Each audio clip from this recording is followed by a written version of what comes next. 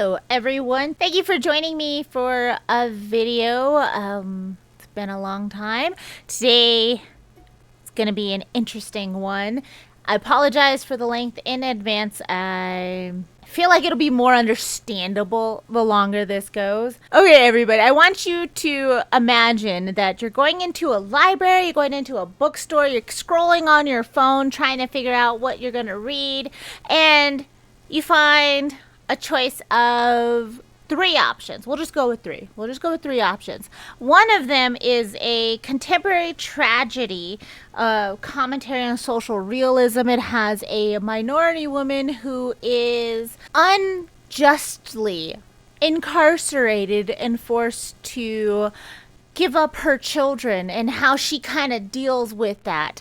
The second story is a contemporary woman's fiction or a family saga type of genre, and it is a minority woman who suffered with an alcohol problem, and that caused a lot of problems in her life. She lost the career that she was originally planning on going into and is sent to rehab and decides to adopt her niece and her nephew and raise them in her Mexican heritage. And she's able to get a nice farm with a pond, and it's just her story of going through. And then the third one is a romantic suspense, a high-stakes corporate fiction. It is also about a minority woman who has always been told she's a warrior. She comes from a warrior people.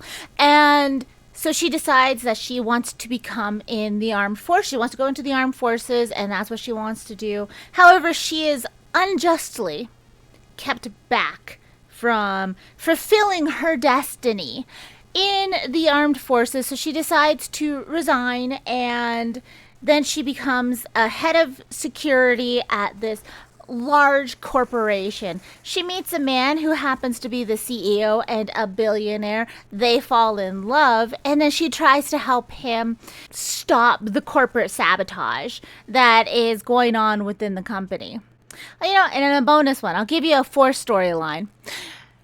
There is a lab at the edge of the universe, maybe in another galaxy, we don't know, but it's way off in space. There's a lab, it's on a secret planet, super shady, and there's a scientist there who is studying a alien parasitic life form, and is so worried about this life form getting out that she creates a bacteria to kind of counteract it, as she's trying to stop the corporation that she's working for from weaponizing it in a way that it could get out of hand.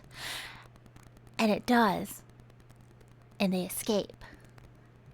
And these sound like four completely different storylines. Four completely different stories. Four different books, four different genres, different parts of the library, bookstore, different sections of the app. It takes a minute to get them all to be like, should I read this? But they're all part of the same story. There's also some other storylines in this. It is ridiculous. The author of this book that we're going to be talking about today took all of these storylines plus a few more that I didn't really mention because they were not that interesting, but I'll talk about them. We're talking about Vasquez from V. Castro, who decided to take all of these storylines, staple them together, roll them around in some weird Springsteen-ness, and assassinate the character of one of my favorite characters ever, which was Jeanette Vasquez from the Aliens franchise. So, buckle up. This is gonna be a long one. I've been waiting to talk about this book since before I finished it. Except I couldn't get my audio to work on my new PC setup over here because I stole my husband's PC setup, and now we smushed them together, and then now my audio wasn't working and I couldn't record anything. But I got it. Hopefully it's fixed. I don't know. We're recording this before anything else breaks. So, yes. Vasquez, well, hold up. Let's just go back a little bit. Let's get you some background story. Get you some understanding of why this is a big deal for me. Moi. So this this is the book I showed. This isn't just Vasquez by V. Castro. That's the last book in this collection of book. This is the Complete Aliens Collection, the Living Nightmare series. Apparently there's a few other of them, but it has 3 books in it. The one is Phalanx, then Infiltrator, then Vasquez. My darling husband, whom I love so much, bought me this as my Halloween present, because we buy each other Halloween presents. Mostly him over me, because I'm terrible at gift giving and gift buying. I try, but I'm just terrible at it. But he bought me this because I like Jeanette Vasquez from the Alien series. I watched that movie. It came out in 1986. I watched that for as long as I can remember. That is one of my favorite movies. I can say that and a handful of others have really shaped who I am as a person and how I grew up. Vasquez, if you guys don't know, is played, hopefully I have a picture of her on screen, and I really enjoy that actress is the same one that was in Terminator 2, which I didn't find out until embarrassingly later, because it just never made the connections. And she is a Marine in the Aliens universe, and her background in the Aliens universe was that she was given a choice. She was a part of a gang on Earth. She got caught, and the choice was go to juvie or join the Marines, because she was at an age to where she could join the Marines. So she was given a choice. You can go to jail, go to the Marines.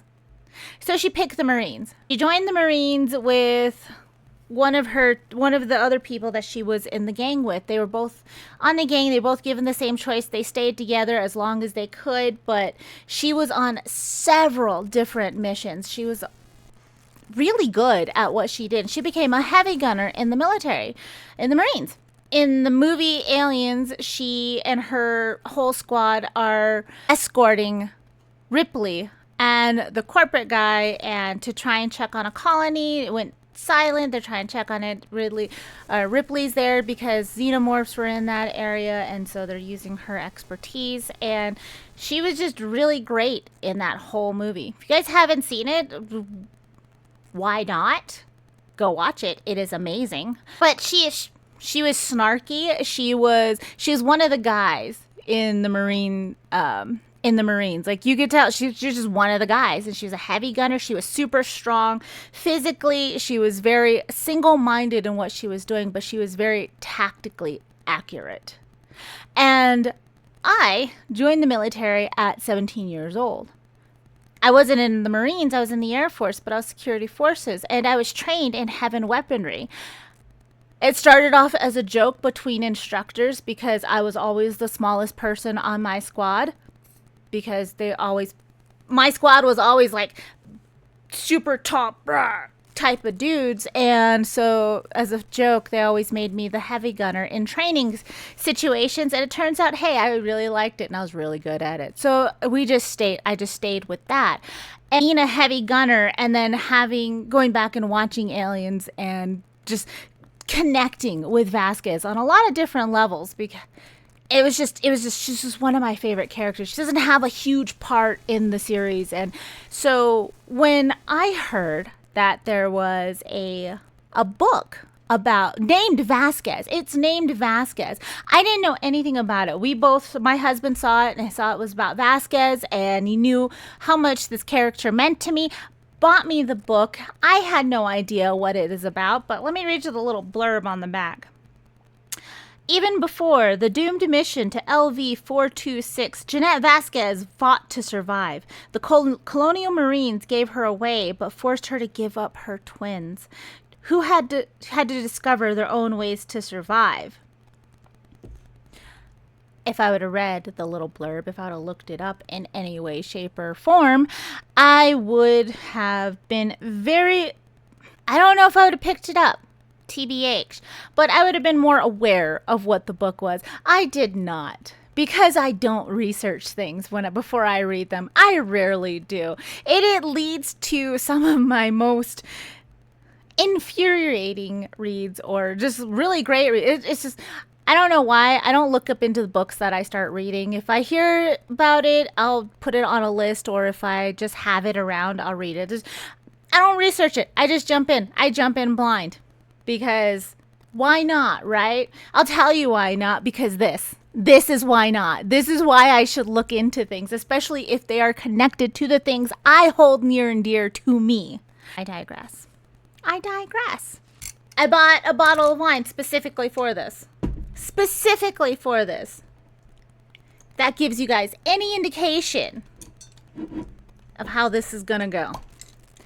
And I was going to try and do the YouTuber thing to where I was going to script it out and make this nice and pretty and polished. But if you've seen any of my other videos, you know that's not how I do things, really. And when I started scripting this out, I went through and started getting extra annoyed about all of the things that were bothering me that we'll go over. I'm just going to get some of this wine here.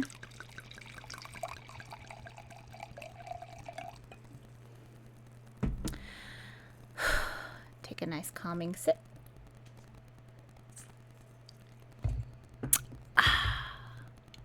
Nummy deliciousness. Nummy deliciousness. Out of this book, this collection of books, this last third of it, you guys can't really see it, it's really bright, is this book. So like I said, it's broken up into 4 parts. The first part is labeled Jeanette. Second part is Familia. The third part of the book is Obstacles. And the fourth part is Leticia. So I'm going to try and go as best chronologically. I'm going to explain it. By the way, if you guys are not aware, I didn't say it already. This is going to be heavy spoilers. This is going to be heavy spoilers. I'm going to spoil everything in this book for you. I'm going to tell you everything about this book so you don't have to read it. If you enjoy generational trauma or talking about social issues with minority women and the oppressive nature of corporate capitalism, and you want a billionaire boyfriend romance type of thing, go find those books. There are way better books written about that than this one. If you guys cannot tell, I did not enjoy this book. I did not enjoy this book. I started reading this book last year. I started reading this book in November of last year. It took from November of 2025 to May of 2026 for me to read this book because of how many problems I was running into it.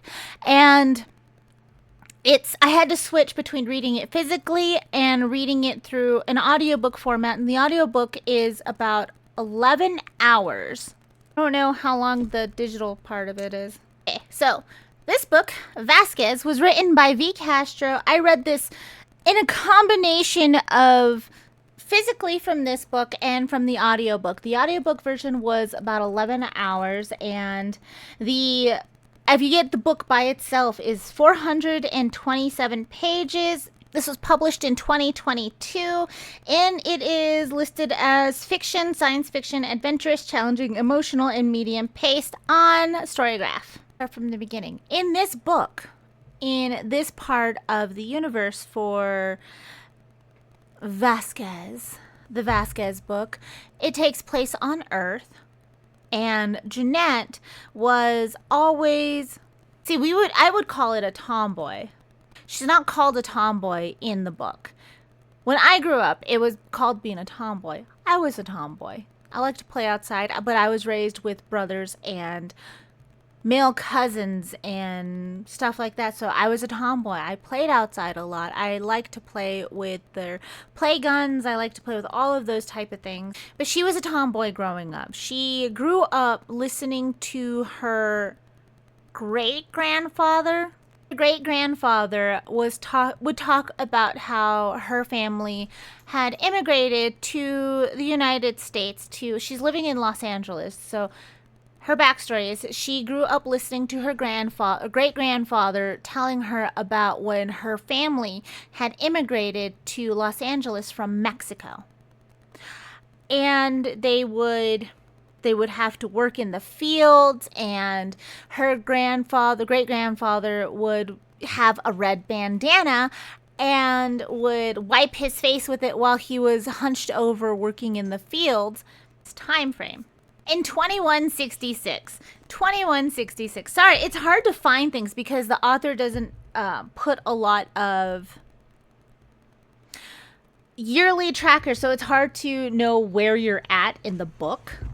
But in 2166, she was a teenager in Los Angeles, and she's hearing from her great-grandfather that her family had immigrated from Mexico. They worked in the field, they were migrants, and they had to fight really hard to keep their Mexican heritage active within the United States.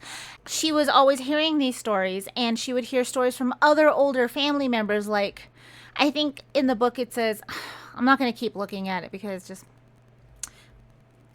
in the book, it keeps saying like her aunt or her grandmother, grandfather. Her grandfather worked in the fields, but then she also had, I think, a great grand aunt or a mother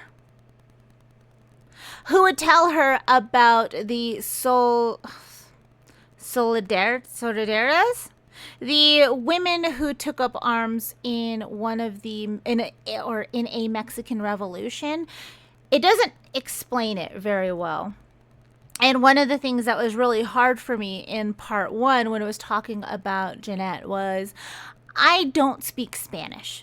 I have very little understanding of very common phrases in Spanish. Mostly if it's in a TV or movies that I'm watching, then I'll kind of pick up on it. I usually am able to discern from context, but in a book form, it's usually an author who explains a little bit more, unless you are just reading for a Spanish experience. I was not.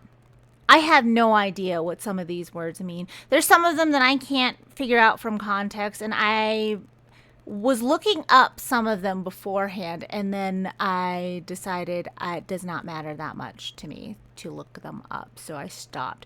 But it is there's a lot of Spanish in there. She speaks in Spanish a lot of the time, like phrases mixed in with her English. It's written in the book in Spanish, and so sometimes sometimes the author explains them, sometimes they don't, but apparently there are women who took up arms in the Mexican Revolution, and her great aunt, grandmother, maternal figure was telling her about these women and made her feel like, yes, that is you. You have warrior blood in you. That is your blood, and you will continue on to this. So she's been told from a very young age that that is her destiny. She is going to be a warrior. She has this great blood in her from early or late 1800s to early 1900s Mexico. I don't know when the Mexican Revolution, she didn't tell me, and I didn't look it up. But she's told all of this stuff from her family members, and there is in the book a mysterious plague virus that breaks out and starts killing off everybody, but mostly minority and low income people in the projects in Los Angeles. And one of the problems that they have is they can't afford a vaccine. They can't get their hands on it. Fortunately for our Jeanette, her sister is working as a nurse. She works as a nurse through the medical system in this area, and she works long hours. She's starting to see the death and all of the things are trying to take a toll on her, so she starts drinking a lot to the point where everybody notices it, but she's a nurse, so they keep her on staff, and she steals one of these vaccines and smuggles it to her mother, because Jeanette is a teenager living with her mother, and her sister is also living with her. They're all living in this one little apartment, and it's just those three left. They have the one vaccine, and her sister left a note for her mother saying, "This is for you. You need to live on." And then her mother obviously gives the vaccine to her child and tells her she needs to be a warrior and she needs to move on and she needs to make sure that nobody takes her Mexican heritage away from her type of speech. So she gives Jeanette the vaccine and gives her a golden cross that she always wears. Her sister doesn't come back to the house because she's been working so much, but she's also been drinking heavily, gets into an accident. It doesn't say if the accident harms anybody else, but she gets into an accident and the court decides that she will be stripped from her medical licensing and she will be sent to a rehab facility in Texas. Because Jeanette's goal was to always be a doctor. So she's found out that she was to be sent to a rehab facility and she's like, there goes my doctor's license. I will never be able to work in medicine ever again. And she goes off to Texas. Jeanette takes the vaccine and her mother passes away. And so she's put into foster care in Los Angeles in 2166. And while in foster care, she's fighting with all of the authority figures in her life. Nobody understands her. She's so misunderstood. She falls into friendship with these other minorities in Los Angeles. And these other people are in a gang. Unfortunately, this gang is odd. This gang does normal gang things, as you would expect a gang to do. If they do robberies, they murder, but only if it requires it. Only if they have to. They do a lot of drug dealing, drug smuggling, drug manufacturing. Mostly it's about drugs in this gang. And so one day, she's driving down in a convertible, like a Cadillac convertible, lowrider type thing. Picture 1990s media portrayal of a Latino gang. Los locos kick your ass! No, decorations, multicolored petroleum bypass. Los locos kick your ass. Los locos kick your face. Los locos kick your balls into outer space. Push, man! Come on! I didn't grow up in a gang-infested area because I grew up on a reservation in New Mexico. I grew up without running water and electricity until I was 5. But I did watch a lot of TV. Once it was available to me, I watched a lot of TV. I watched a lot of movies. My great-grandmother would turn on the generator outside and we would watch things on VHS tapes that were recorded from other family members. And my great-grandmother loved wrestling. And my aunts loved gritty urban dramas. So I watched a lot of portrayals of things. You think of American Me. I can't think of I'm thinking of like Lou Diamond Phillips with the bandana. I'm thinking of all the plaid shirts that are buttoned at the top. I'm thinking of the thick black glasses. You know the type. You've seen those movies. It's still prevalent out there. That portrayal of gang members in that time frame. If you picture any type of those stereotypes from those type of movies back in the 90s, she's riding in a Cadillac convertible with her 2 best buddies who are gang members. She's not a part of the gang. The book makes very sure to tell us she is not a part of this gang. She just happens to be best friends with 2 people who are part of the gang. And so they're riding around in this convertible thing. They're listening to 90s rap because that is very hip with 2166 gang members. And they're singing along to rap songs. I think she says which rap songs in the book, but I'm not looking for it. And so they're riding around, and Jeanette looks like a gang member, hangs out with the gang members, but is not with the gang members. She's not a part of the gang. And they're trying to convince her to become part of the gang because they're a family. They're together. They're a unit together. And this gang in particular is not like other gangs. They don't allow their gang members to do drugs. They don't allow them to do more. They don't allow them to do crime, really. But they're a family unit together. There's one of her friends does drugs, and the other one is like, yeah, the gang boss is going to kick your ass for doing that. You know that, right? But hopefully it'll set you straight. And like, okay, that's an interesting take. Could be. I don't know. I was never in a gang. I can't say. And the other friend is a girl, and there is about a page and a half telling us how this girl looks, who's about 17. And Jeanette really likes this girl. And then another 2 pages describing how Jeanette is very androgynous. She looks like she could be a boy or a girl. She has her hair short from as long as she can remember. As soon as she was allowed to have any say in her haircut, she always kept her hair short. She always dressed like a boy, but the book makes it very clear that she likes boys and girls. She's attracted to both. So she's sitting there with this girl, and this girl just kind of jumps on her and starts like making out with her, and Jeanette's just very passive about all of this. She's like, oh, okay, yay, I guess I got a girlfriend now. Cool. And they go to a party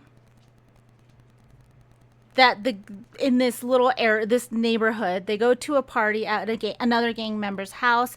This girlfriend of Jeanette's is trying to convince her to become part of the gang, to be a part of her family, because the gang is her family. And she's just like, I don't know. I don't think my warrior spirit would not like this. My ancestors would not like me to be a part of a gang. And she's like, and I don't even think your gang boss likes me and you being together. Isn't he homophobic? And she's like, yeah, but we can convince him to let us be. We're not hurting anybody. We're just here living our lives. We're in love. You should totally be a part of this gang. She's just like, I don't know. I don't think my ancestors would appreciate. This goes on for pages. Pages. And so they're at this party. The party is it's getting loud and disruptive. So somebody calls the cops. Everybody starts freaking out because the cops are coming. And they run. Normal things you see. Again, I don't know. I've never been in this situation. They start running. They get down an alley. And there is a cop there who catches them. They catch up to them, and they're running. They're trying to run, but they get into a dead end. The cop catches up to them and starts trying to assault them in a sexual manner. Starts trying to say, oh, you are young girls out here all by yourself. Oh, no, it'd be such a shame if anything were to happen to you guys. After he handcuffs both of them. And they Jeanette starts screaming for anybody to help her and to help her girlfriend. But she sees she sees curtains moving, and she sees screens from phones of people recording what's going on. But she's like, nobody's going to help us. Everything is wrong. And then her girlfriend fights back from this cop. And then this cop punches her in the face, so she's got a broken nose. And Jeanette she just loses her mind. She pulls out a switchblade that was given to her by somebody. It says in the book, but it becomes a big thing. This switchblade, I think it was given to her by her girlfriend. It was like a gift. She gets a switchblade out, and then she attacks the cop, and they fight everything. She ends up like getting the better of him, and then another cop pulls up. This other cop pulls out his weapon, tells them both, to get up, and then the first cop is like, she attacked me. She attacked me out of nowhere. This was not my fault. I wasn't doing anything shady. And the girlfriend starts yelling at the second cop that the first cop tried to hurt them, and that he's lying, and that he's a piece of shit asshole. And she's just going off, and she's like, you can ask any one of the neighbors. They all saw. And so the first cop is like, No, they're lying. They're gang members. They're terrible people. This is their fault. They attacked me first. And then he goes to punch Jeanette, and they get into another fight. She ends up killing him. She ends up accidentally stabbing him with the switchblade that she had out after being handcuffed magically. And so she ends up killing him. And then she gets arrested. The girlfriend allegedly gets arrested, but also is like, I'll wait for you, Jeanette. Just remember who you are. The Switchblade is gathered into evidence, but that doesn't matter in this universe. And so she goes to jail. She goes to jail, and then she goes before the court, the judge. There's a whole paragraph talking about how the judge is so exhausted looking. She's a white woman who's just done with, like, she just looks like she's just done with everybody and everything. And Jeanette goes into the court, and she's freaking out. She doesn't know what to do. She's never been in trouble before, so she's just like, I don't know. And the judge is like, I'm going to make an example out of you. You're going to jail forever. Not forever, for like 20 years to life. You killed a cop. This is on you. All of you are the same. All of you who come through here like this, you are all the same. I'm making an example of you. And the public defender that Jeanette has is like, the judge has spoken, which was interesting, an interesting choice. And the guard who takes her into custody is an older, motherly type of guard who pats her on the shoulder, and she's like, I know you didn't do anything. I know this wasn't your fault. It's okay. Keep your head up. Don't forget who you are. Don't let jail change you. You got this. You got this. I know you didn't do anything. As she's taking her to jail, she goes to jail.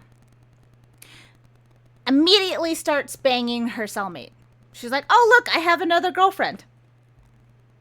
I'm like, well, what happened to the first one? Never mentioned again. But the cellmate now becomes the girlfriend to her, and there is a guard who is an older, fat, white man who is very gross to them and he demeans them any way he can. He's abusive towards them in this woman's prison on this little area. But she keeps saying, like, people keep telling her, like, you'll be fine. You're going to get through this. You got this. And she ends up going to a gym. Because in this prison, it's one half of it is a men's prison. The other half of it is a women's prison. And in the middle is a communal gym where they can get super swole. There's, like, mirrors enclosing this gym.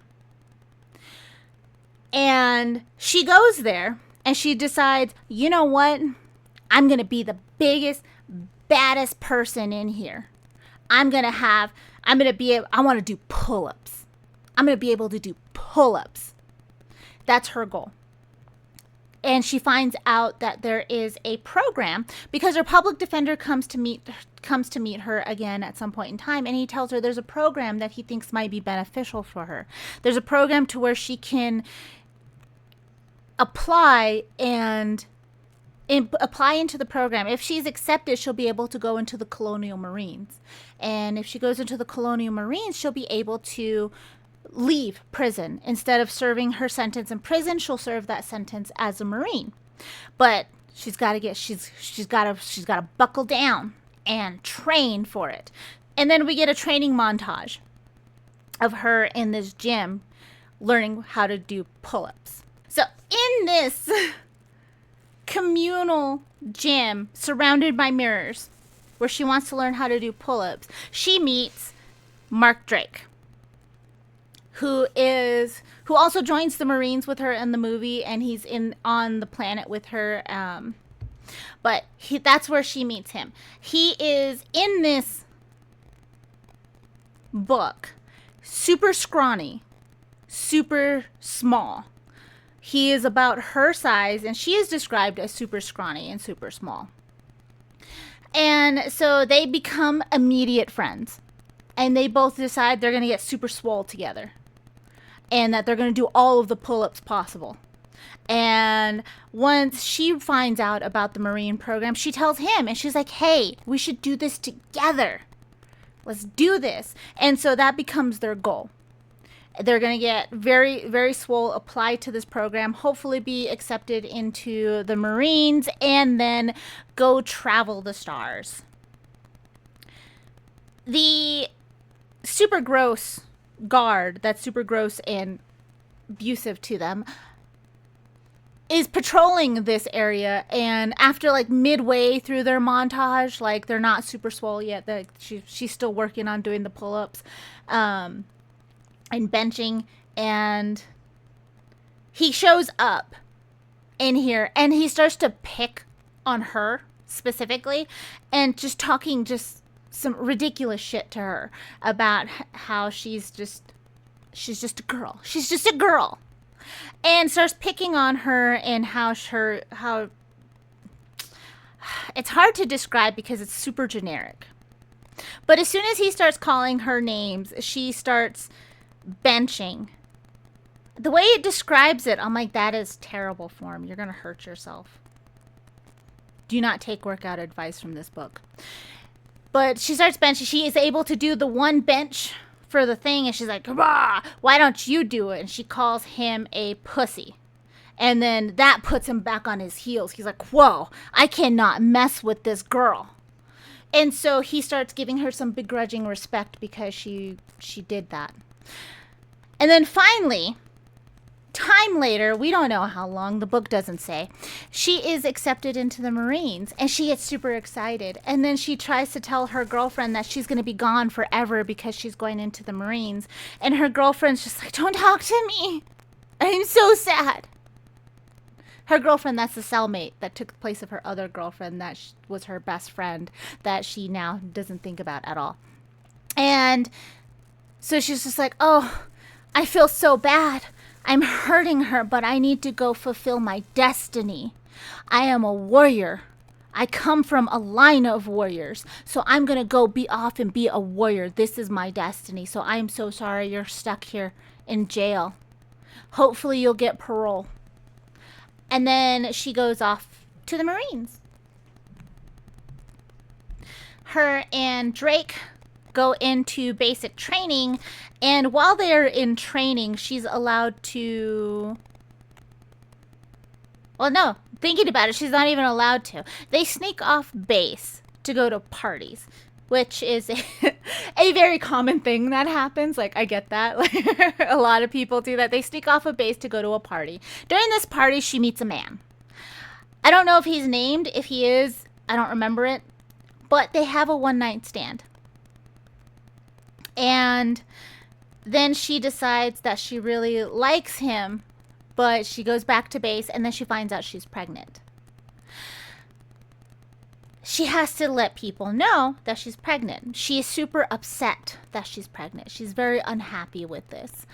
And they tell her, the Marines tell her that she needs to either abort the baby or give the baby away. Either way, whatever she decides, she will be sterilized after, because she is now property of the U.S. the United America's Colonial Marines, whatever acronym that is. I'm gonna mess it up, but she's property of the Marines, so she needs to pick one. And she is very upset about it. She doesn't know what to do. This man goes off. It keeps saying one night stand, but I distinctly remember in the book, she lived off base with this man. And he was going into a program to go off to the stars somewhere. And when he left, she was like, that's it. I'll never see him again. Thank you so much for helping me grow as a person. And then she finds out she's pregnant. But later in the book, it keeps saying it was a one night stand. We don't know how long she was with this man. Book doesn't say. He leaves to go off on a mission somewhere. And then she goes back to base, and then she finds out she's pregnant. The Marines tell her she needs to abort or have the baby. Either way, she's going to be sterilized after. During this time, she finally contacts her sister. Or this is the first time that we're known that she's contacted her sister. And she tells her sister the situation she's in, and her sister is like, oh no. I'm so sorry about that. Whatever you decide, I will stand by you because this is your choice. Whatever you decide, it is your choice, and I will support you. And then later on, she tells her that this is your choice. Whatever you decide, I will support you. But if you want to have the babies, I will take them. I will adopt them. I will be the type of maternal figure that you never had, even though our mother was alive until you were a teenager. I will be that maternal figure for them. because she finds out she's having twins. So she decides, all right, I'm going to have these babies, and her sister is going to adopt them and raise them. And then while she's pregnant, because when she can't do the hard training, which it never describes what it is, when she can't do the hard training anymore because she's further along in her pregnancy, they put her in the armory. And that's where she discovers that she's really good with weapons, that she really likes weaponry. And this is where she starts to fall in love with guns, and she wants to be a heavy gunner. So she is super pregnant working in an armory, and that's where she decides she loves her weapons.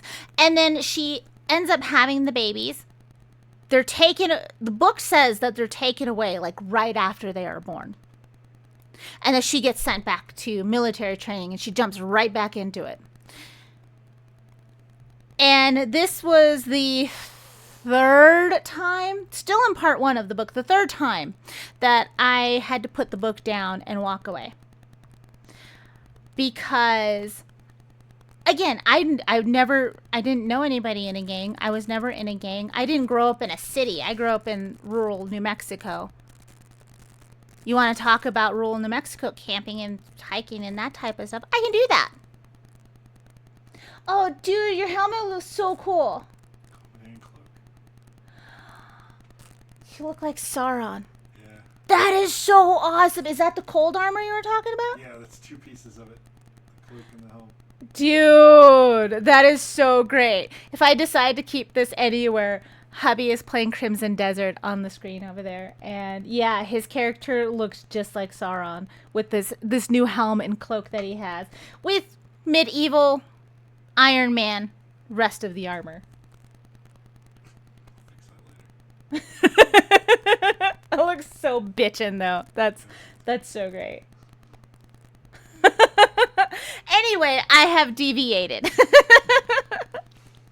But this, like I said, this was the third time I had to put the book down. Like I said, I never was in a gang. I never associated with anybody in a gang. I may have associated with people in gangs.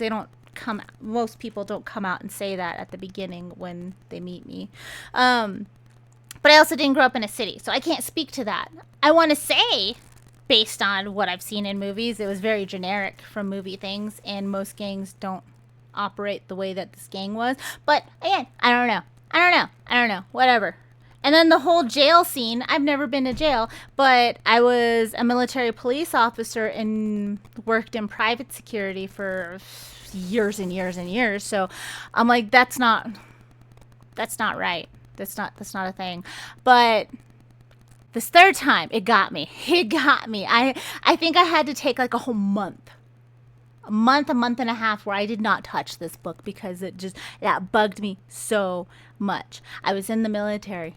Not only was I in the military, I worked a lot with firearms. I was in security forces. I worked in the armory. I worked with CADM. I taught people how to use weapons. I also got pregnant while I was in the military. So I know you do not put a pregnant woman in an armory. Do you know how many chemicals are in there? Do you know how many different types of metals are in there that impede fetal development? I know. Just the basic type of things. You have 2 basic chemicals that are in every single armory, on every single weapon, that actively harm fetuses.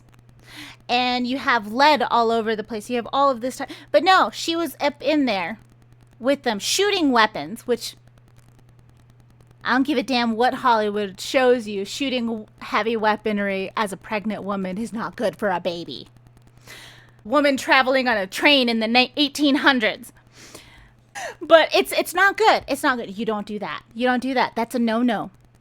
When women get pregnant in the military, it doesn't matter where it happens. You don't get put in an armory. You get put on a waiver.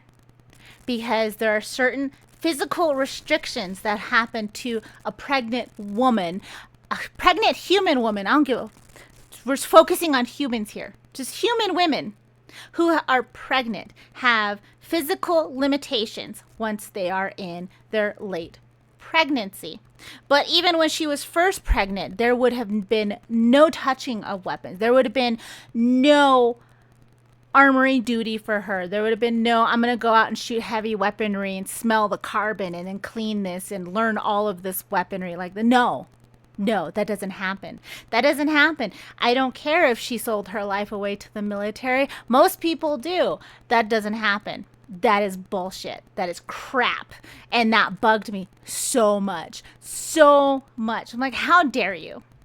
But she worked in an armory, so that's where she loved heavy weapons. I can get behind that a little bit. I get that. That's where, could happen.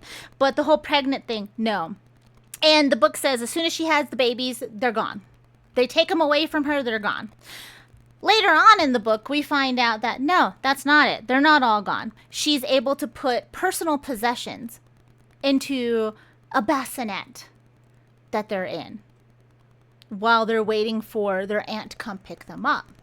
And in the bassinet, she also has letters for them. Letters to be opened when they're older, when they're adults, for different difficult situations that they may be going, to where she gives them heartfelt speeches for just the correct situation that they're in, not ever having known them, not ever wanting children or anything like that. But that changes. She has them, and she's like, for my children. Everything is for my warrior blood and for my children. But she has them. They get taken away from her. She is sterilized. And then she finishes her training in the Marines and decides that she wants to be the best Marine that she can be. And then we're given a paragraph to what happens in the movie, where Vasquez dies. For those of you who do not know, the xenomorphs have cocooned a lot of the humans. You have the face huggers that are coming out, and Vasquez's legs are broken. They're broken in the movie. And she is with another Marine, and they decide that they're going to blow up as many of the xenomorphs as they can. They cannot fight. They're both grievously injured. They both know they're dead. So instead of being killed by the xenomorphs, they use grenades and take themselves out as many xenomorphs as they can.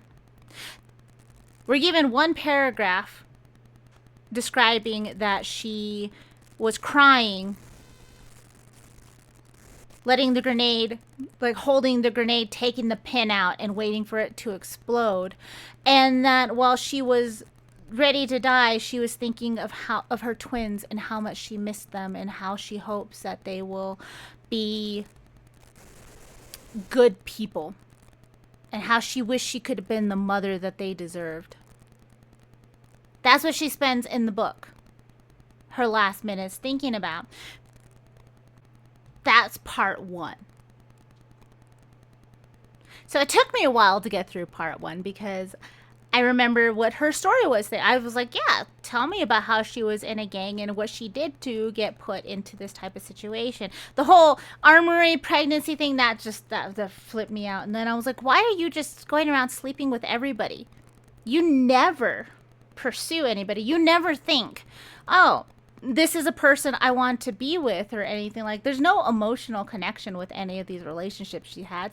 There's these people pursuing her because of how awesome she is and how androgynous she looks. The book makes a very big point on pointing that out with every single one of these relationships of how androgynous she is. And these people just start kissing her or start touching and fondling her, and then she's just like, that's it, I'm in a relationship with this person. That's a bad message to send, TBH, in my opinion. I'm just saying, don't go around groping people to be like, claimed you, you're mine now. That doesn't work. Stop it. Stop it. We're not talking about our relationship here. That's completely different. But I'm saying, it's something that you don't do. It's something that's assault. That is assault. That is assaulting somebody unconsensually. She never consented to these touchings, by the way, in the beginning of their relationships. It just happened, and she was just like, that's it, girlfriend, boyfriend, whatever. That's an interesting choice. But that was part one. Part two is place 10 years after she died. I think it's 10 years after this is like 2177. Let me look. I have no idea. There actually is not a time marker in the book. The narrator I was listening to didn't say what year it was, so I couldn't tell if it was just the narrator or if she just missed that part in the production. It's not in the book. It's not in the flippin' book. So that's fun. But part 2 is Familia. This goes to Jeanette's sister, Rosanna? I don't know how to pronounce it. But I want to try to pronounce these names and pronounce these words. But when I was listening to it through the audiobook, the person who was narrating, I have no idea who this woman is. I don't know her name. I may look into it. Maybe I'll put it on screen later. Maybe I'll insert something later. I don't know. I don't know if she naturally has a very thick Spanish accent. It didn't sound natural. I know people with thick Spanish accents. Not from Mexico, from different parts of the South America that speak Spanish heavily. So I understand how an accent can affect somebody's like speech patterns and everything. This didn't sound natural. It sounded like somebody who had zero accent who decided that for the book they were going to have a thick Spanish accent and started rolling all the R's. And it was hard to listen to. And she was also speaking very slow. Like, in the audiobook, she was speaking like at this speed and this similar tone, except with a heavy accent where she would go, Ramon, Rosiana, and stuff like that. I had to listen to it on 1.25 speed for it to sound kind of normalish. I don't know how to pronounce her. Is it Rosanna? I'm going to call her Rosa. We're going to call her Rosa. It's a shortened thing of her name. It's like a really long name. Rosa. Rosa is Jeanette's sister. Like I said, she was a nurse. She smuggled one vaccine to her mother, told her mother to take it to live. Her mother gave it to Jeanette. We know that part of it. What happened when she got to rehab in Texas was she decided that alcohol was destroying her life. It had already destroyed her life enough as it is. She was never going to be allowed to work in medicine again. She was never allowed to be a nurse because she had a DUI. She was going to never be able to be a doctor because she got the DUI. So she said her life was over. But then she got to rehab and she decided, you know what? No, I can do this. While she was in rehab, she met a millionaire rancher who owned a ranch near where she was, and who helped her buy a 5-acre farm that has a pond on it and a forest. And she bought a little ranch house on this 5-acre plot of land, and she decided that she really enjoyed counseling. She enjoyed being counseled, and so she decided to become a rehab counselor, where she used her experiences of being in the accident and everything to help people overcome their addictions to drugs and alcohol. Not knocking it. Like, again, that could have been a good story. That could have been a good book. Doesn't belong in an Alien series. But she moved to this ranch in Texas, and that's where she was talking to Jeanette. When Jeanette called her about being pregnant and she was in the Marines, Rosa decided that she wanted the chance to be a mother. Apparently, after the DUI, Rosa was also sterilized as a part of her punishment? Sentence? I don't know. I don't know if it was forcibly by the court system or if it happened because of the accident. The book makes it sound like it was a part of her punishment. So people are just going around the government's just going around sterilizing them. So she decides, she's like, I'm never going to have kids of my own. I want to be a mother. I want to be a maternal figure. And if these children are of Jeanette, they carry our warrior bloodline. And we need to have that bloodline continue. The Vasquez name needs to live on. And I would like to take on these children to raise them good intentions with that. Just good intentions, taking on your sister's children to make sure that they don't get raised in a system. And she's able to support them on this farm that she just luckily happened to get with the help of a millionaire man who she really likes. They're in this whole romantic thing, except she's like, I'm going to be a mom/aunt. So I can't be with you, guy. I can't do that because I need to focus all my attention on these twins. So we're still going to be together. We're still going to date and everything, but we can't let the kids know until they're older. She drives all the way to California, picks up the twins, brings them back, and she raises them. And it tells us that she raises them, and then the book jumps to when the children are teenagers. There's two. There's Leticia, and then there's Ramon. They're fraternal twins. Leticia is the main person we're following. Ramon has his whole side story that we're given bits and pieces of. But Leticia is the focus. So Leticia and Ramon are in high school. They're getting ready to graduate. They're super smart, super loved, super awesome in whatever they're doing.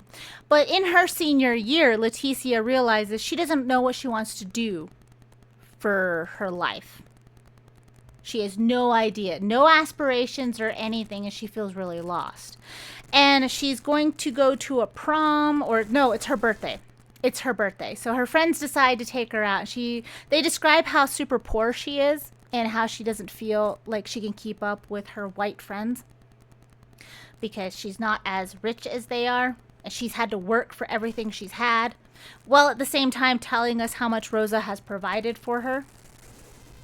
And so she goes to a store, and the cashier starts eyeing her weird. And she starts saying she's doing that because I'm Mexican.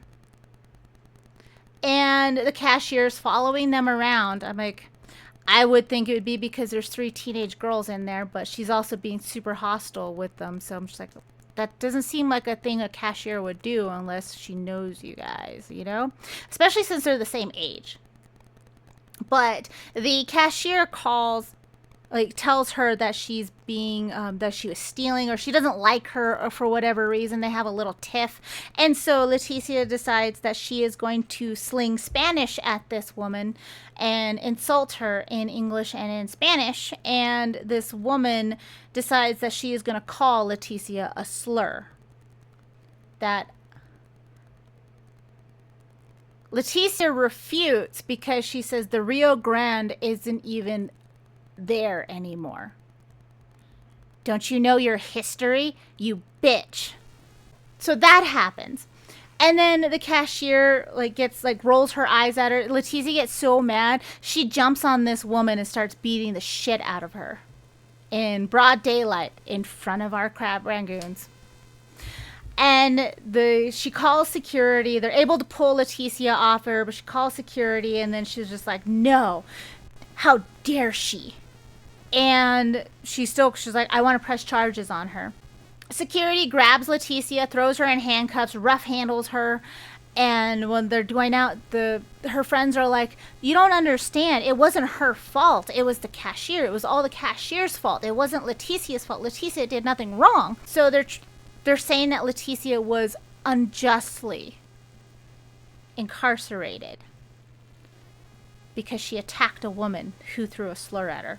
I'm not saying something you shouldn't do. I'm just saying that it's a consequence of her actions, but the book frames it in a way that it was too harsh. And I'm like, it is very childish to jump on somebody like that when you're telling me this girl is very grown for her age and super smart and super awesome. But that's what she does. She has anger issues that started at this point, when she realized she didn't know what she wanted to do as an adult. That's when her anger issues started. Apparently they were never there before. But she gets arrested. They call Rosa. Rosa's just like, I'm disappointed in you. And then gives her this whole speech about how her mother was a warrior and they come from warrior women, and that there's so many warriors in their bloodline, and that she needs to find her destiny. And then Leticia tells her that she doesn't know what she wants to do with her life. And she's like, hold on, I have something for you. She brings out one of the letters from her mother that tells her that she is a warrior, coming from warrior women. And her mother was also a warrior, and she wants her warrior children to be warriors because they come from warrior women. And no matter what they decide to do, she will always love them and be proud of them. And that they should take care of each other always. And then she decides that she is going to become a Marine. Leticia decides that that's what it is. That's what her mother's letter is talking to her about. She told her to become a warrior, and that's what she's going to do. She's become the best warrior. Her mother went into the Marines. She's going to do that too. Her mother was a raider. She's going to be the best raider. She's going to be a super special ops. She's going to be the best Marine ever. That's what she decides to do. And Rosa supports her in this and decides to take her to a tattoo parlor because she wants to have a tattoo. She is 17. Like, it's not her birthday yet, but the book says she's underage, so she needs her guardian's permission to get a tattoo. It does bring up that tattoos can happen by a machine and that they're super fast. But Leticia doesn't support machine AI work, so she wants a human to tattoo her. So she gets a tattoo on her arm of her mother's face from a picture that she had. So, and then it spends a whole, last of the page telling us how they look exactly the same. And she decides that she's going to join the Marines. And Rosa keeps dropping this, fortune cookie type of advice on her. And she's like, yay, they're going to join the Marines. So she puts in an application for the Marines, which requires an essay and requires wait time and all of this stuff. And she has to wait till she's 18 to apply for the Marines so she can be a legal adult to apply for the Marines, because that's how it works, apparently, in this universe. Then Rosa tells us how much their heritage has affected how she raises them. They constantly go out to fairs and carnivals and have Mexican street food. Constantly.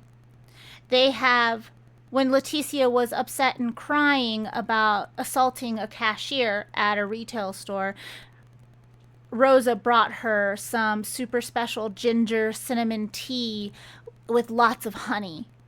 And they have all of these things, and they have, I don't even know what the food is. Because she puts it in there. There's no explanation of what it is. All I know was Mexican street food, and then all of the Mexican names for it. I don't know what it is.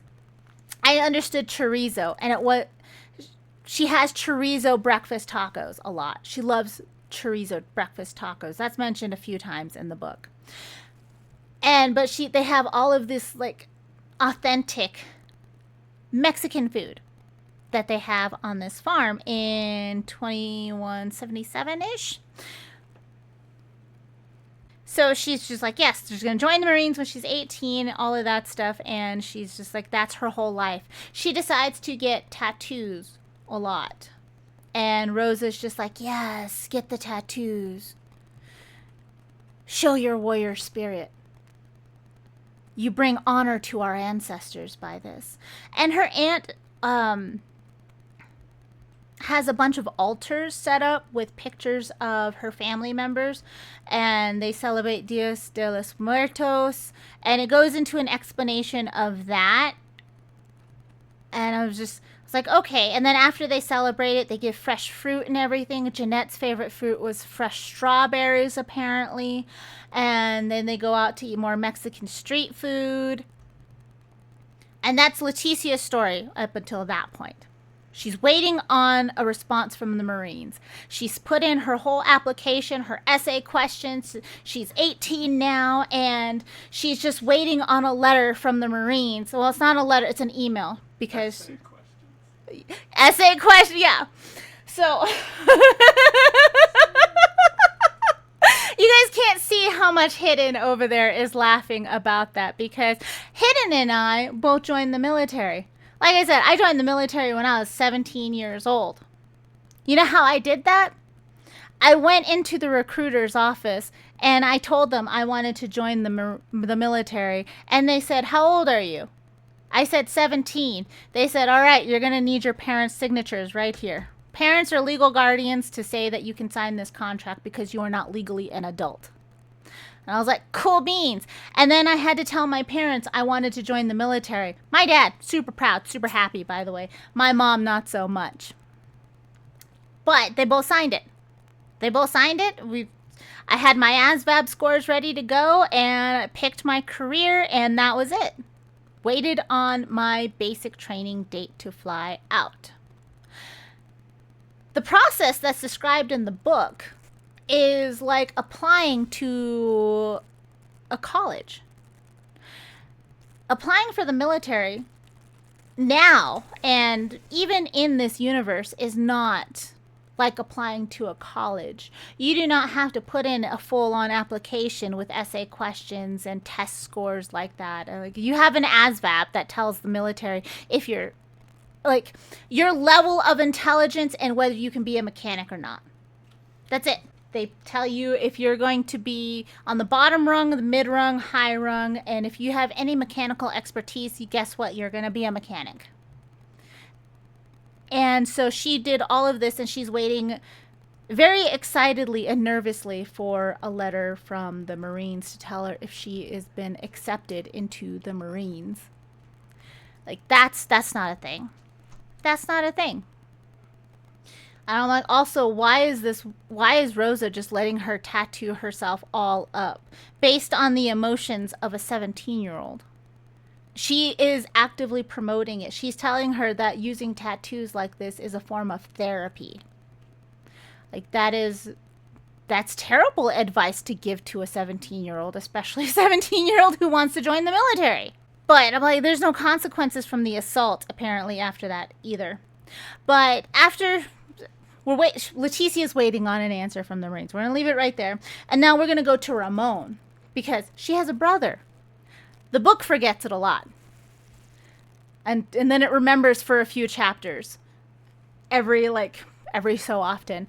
Ramon is her twin brother. Ramon is very smart. The book tells us that Ramon is the smartest in his class. Not only is he the smartest, he is also a master manipulator. How? I don't know. The book tells us he is so. Leticia tells us that she gets pretty much the same scores as Ramon when they fight. They don't fight, they argue. When they argue and he talks down to her, she's like, listen here, you piece of shit. I am just as smart as you. How smart that is, I don't know. But the book tells us very. Ramon is super smart. And he found out from a very young age that he would need to make a lot of money to get anywhere in the world. The beginning chapters of learning about Ramon makes you feel like he's an engineer. Makes you feel like he is a sciencey type of kid. It gives you that vibe of intelligence. Like, okay. And then it's like, to further himself in science and engineering or any type of corporate life, he would need to make a lot of money. Money to fund these things. I'm like, that makes sense. Yeah, that makes sense. Science is expensive. If you become a scientist or an engineer, it's expensive. You need funding. And so that made sense. Apparently, no, that's not what it is. His type of intelligence is he is a sociopath who decided that he needed to become better than his ancestors, than his family.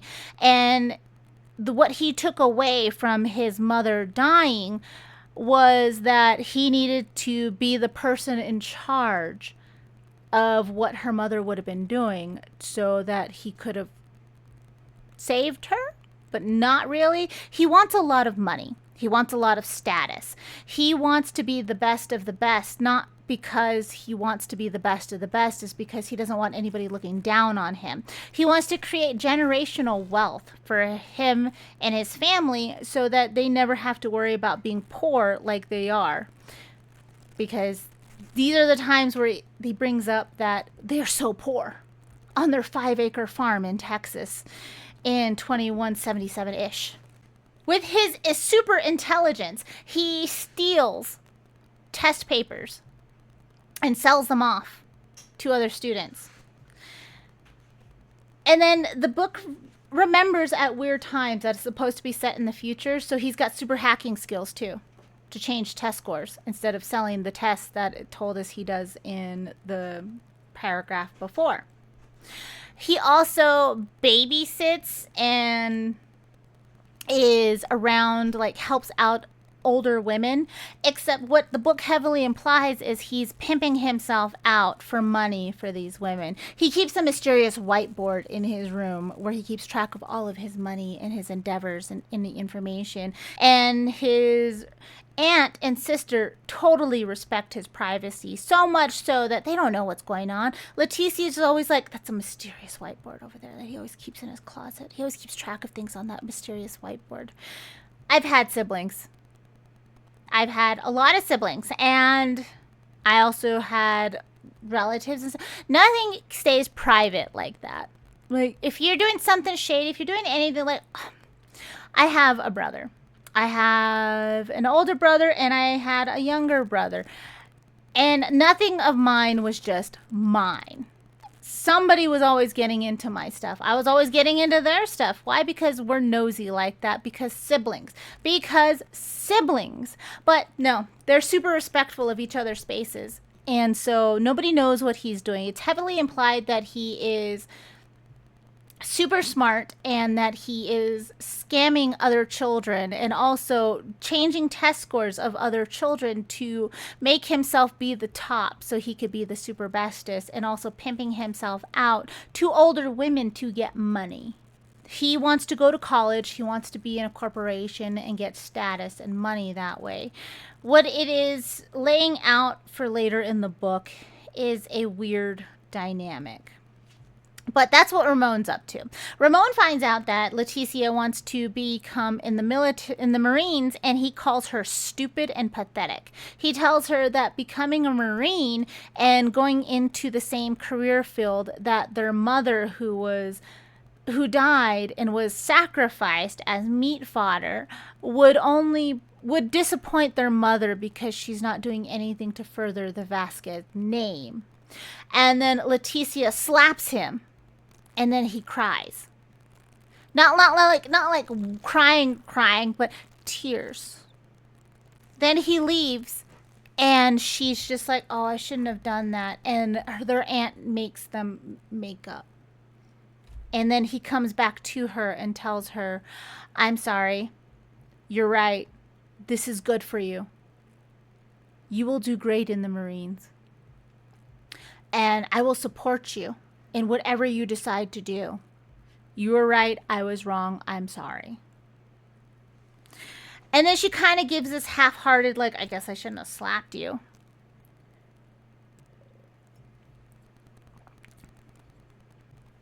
Then Ramon, when they turn 18, Ramon goes off to college. He goes to Harvard because Harvard is still around in this time frame. He goes to Harvard, and he is in this super preppy class with super preppy people. He bought expensive clothes and an expensive watch, and he's doing mental calculations in his head of how long the money that he saved up from high school, from working and doing all of his side hustles, will last until he has to get a job to maintain appearances that he is maintaining right now. He doesn't tell anybody he's there on a scholarship. He wants everybody to think he's super rich, comes from a rich background. And he meets a girl called Mary Ann, I think, and decides to do the thing that what was his name?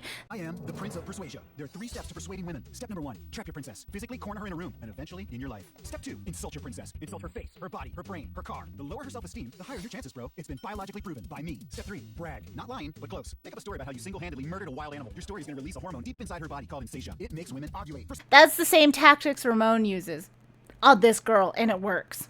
She falls head over heels for him because he's so mysterious and ethnic, and he didn't fawn over her the way the other boys do, so obviously he's different, and she just falls hard for him. He meets her, manipulates her into a relationship with him, and then he meets another woman named Julia. Julia is in the same class as he is and decides to talk with him and everything, and they start sleeping together super fast because Julia is a Yutani heiress, as she tells him that she has big plans for the company, that she's going to take over the company. She's going to be the super biggest, baddest boss bitch there's ever been, and maybe he would like to stand by her.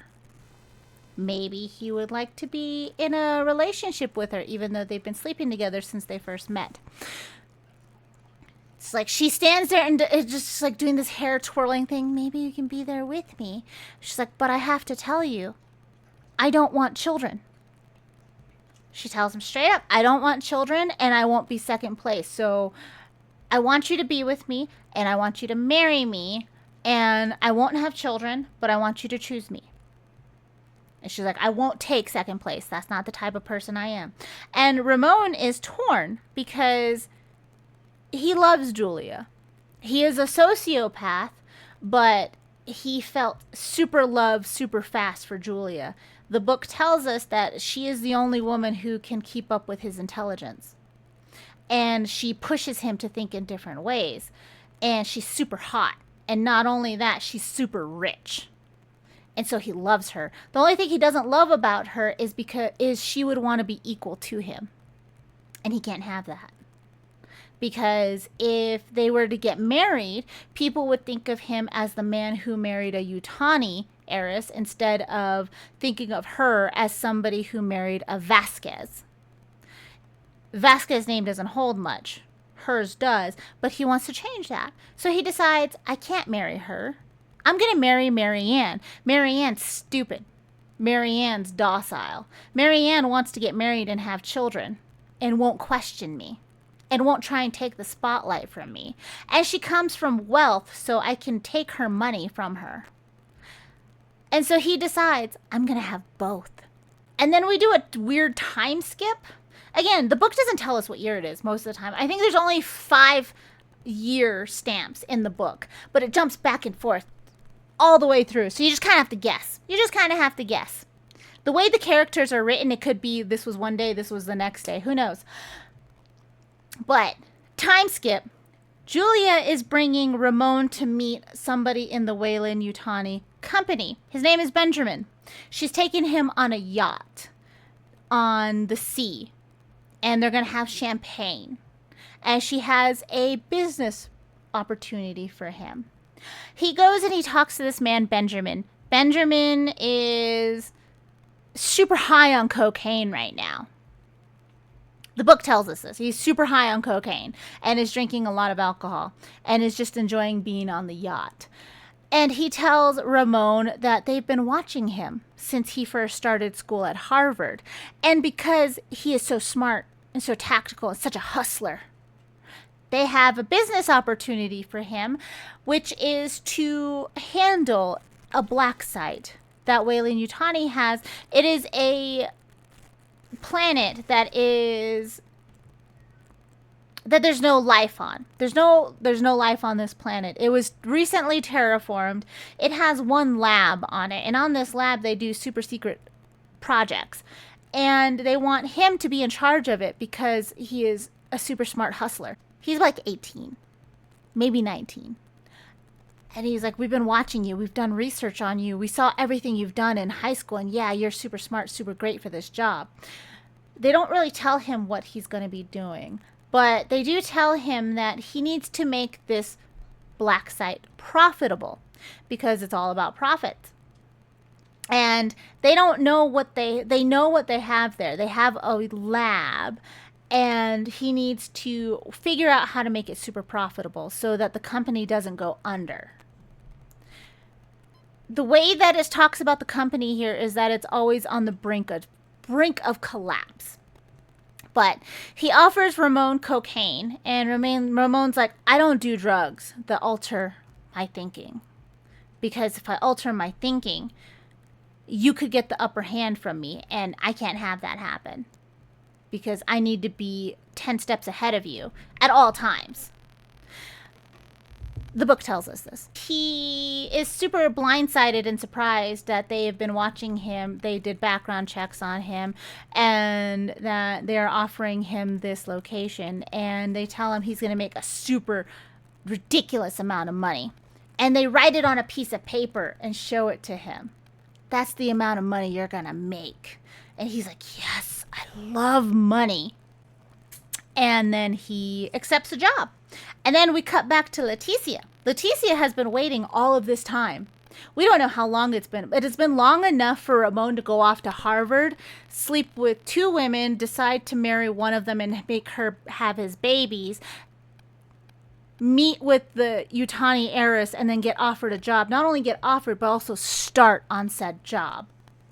So it's been that long, however long that is. She's been waiting all this time to hear back from the Marines because she hasn't heard back yet. So she's just been on the farm.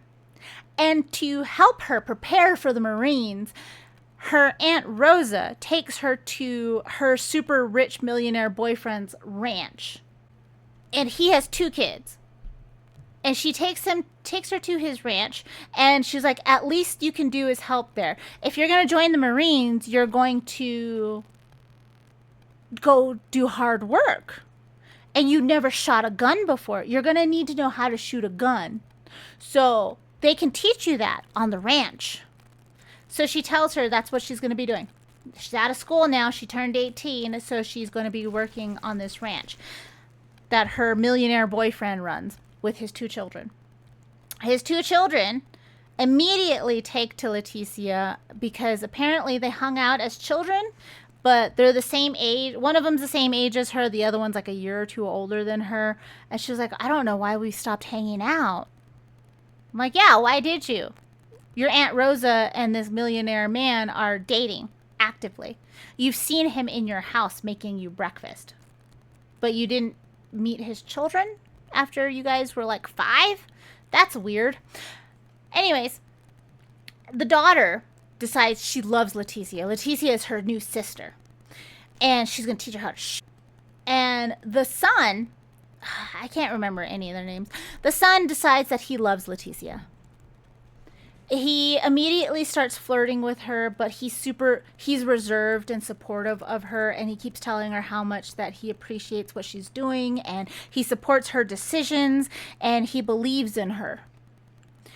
And so they go shooting. The daughter teaches her how to shoot a .22 rifle, and she's like, yes, I'm going to be the bestest Marine ever. And it takes them days to actually start working on the ranch, because when they first get there, they just keep feeding her. They keep bringing her tea. They keep bringing her some they're like, let's go get some coffees. Let's have some cake. Let's go do this. Let's go hang out. And she's like, I thought I was here to work. And they're like, don't worry about it. Don't worry about it. This ranch does have people working actively on it. And it has like androids and a security system that he's like, I just got my dad to do the security system. One night, it's just her and the daughter out in the field somewhere doing vague work stuff. It starts to become dark. The daughter's like, I'm going to go do this over here in this barn. In this barn is where they have all of their guns for this ranch. But earlier, when she first got there, the daughter was like, you're my sister now. We're besties forever. You want to be a Marine? You know what? You should immediately have access to all of these firearms that my dad has locked away in this safe. Let me add your fingerprints to the safe so you can get into the firearm safe. And then I'll teach you how to shoot later. But the daughter goes to this barn where all of these weapons are at, and then she's there for so long that Leticia's like, oh, maybe I should go check on her. And so she goes to go check on her, and there's a man there who has the daughter duct tape or like taped to a chair. He has a weapon, and Leticia's there. He points the weapon at her. The daughter's like, no. It's a weird situation that this weird drifter shows up at this barn, and he is holding the daughter hostage, and then he has a gun held out to Leticia, and then he starts telling them how they must want to see his penis and that he's going to do things to them because they're just innocent little girls. And I'm like, what the fuck is this? What is the point of this? Why is it people don't talk like this? What do you mean? What do you mean? But he's talking like this to them, and he's monologuing. He's monologuing at Leticia. She gets to the weapon, she holds a gun at him, and he's like, "Oh no, don't shoot. I was just kidders. Just kidders. Didn't mean to. Sorry." And she looks at the girl who's tied up on the chair, and she's just like, "Oh no." And she's like, "Untie her." He does, and they get towards the end of the barn. Now they're like talking, and they're like, "What should we do with him?" And she starts monologuing about how he's a piece of shit to him, and shoots him in the foot while not really looking. And the dad comes out, the brother comes out, or the son comes out, and they're just like, "What happened? Oh no." The dad is like, "You guys go ahead and go inside. I will take care of this. I'll call the cops and everything," because he saw what happened. The guy's on the floor bleeding. The guy is saying that they attacked him for no reason. The daughter and Leticia are like, "He's a liar. He attacked us. He wanted to hurt us, so I shot him." And he's just like, "No, they're liars. I didn't do that at all. That's not something I would do. She shot me for no reason." And then he's just like, "Well, I'm going to call the cops and they'll see what happens then." And an android shows up, takes the guy into custody, and the android's like, "I'll get your guys' statement later. You guys can leave." The dad's like, "You guys go inside." And the son is like, "Are you okay, Leticia? Is everything fine? Are you hurt?" And she's like, "No, but I've never shot a man before." And he's like, "Oh no. Come inside. Let me make you some hot cocoa. Let's have some hot cocoa, and then I'll make you some food if you want it. And we'll wait to give our statements." Just okay? And then after that, Ramon comes back to visit. Ramon's making super ridiculous amounts of money now because he took a super shady job to run a planet that is 5 cryo years away. He took a job to run that planet, and now he's making lots of money. He comes back, he tells his Aunt Rosa that she doesn't have to worry about her mortgage anymore because she's been worried about how she's going to afford her mortgage and stay on the farm, and she doesn't know if she'll be able to do it because she's so poor. So Ramon tells her, "I paid off your mortgage. Don't worry about it. Yeah, it turns out that I got this internship scholarship, so I got a lot of money, and I'm using it to pay off your mortgage." She's like, "Yay, thank you, Ramon. You saved our family." And Leticia is like, "You're a damn dirty liar. Look at your face. What are you really up to?" Except she doesn't ask him this. She just thinks this in her mind. And again, siblings. Like, have you ever had siblings? I don't think the author ever had a sibling. But he shows up, he showers them with money, and they're having their last Dias de los Muertos celebration. They give fresh fruits and things, or the last type of... She says it in there, but it's in Spanish. I don't know. It's the last celebration. They go to an altar. They do this, and they're just all happy together. And Leticia is like, "I don't know what Ramon's up to, but he's doing something super shady. He looks so tired. Where did he get all this money from? I think he's doing something super shady, but I'm not going to ask him. That's his life. I don't care. I'm just waiting to hear back from the Marines." She's like, "I think this is the last time we're all going to be together. I don't know what super shady thing Ramon is into, but I feel like this is the last time we're going to be together as a family. Hopefully I'll hear from the Marines soon." Right before he leaves, she gets an email from the Marines saying that she has been accepted into the Marines and is given a basic training date. And she's super excited. Rosa's excited. Ramon's like, "Oh, hey, look, you did it. You know what? If you need anything, if you need a place to stay, you need money, you need anything at all, call me." And then he leaves. He's like, "I gotta go back to Harvard. Sorry, bye." She's so excited that she got accepted into the Marines. And Rosa's excited that she got accepted into the Marines. So Rosa tells her, "We need to do a shamanistic ritual." Because there is an old Mexican shaman who lives nearby, who I go to for all of my rituals. And you need to go through your ritual as well. So she goes to this shaman and she takes hallucinogenics and she has a vision of a pyramid. It's described in the book as looking like an Aztec pyramid.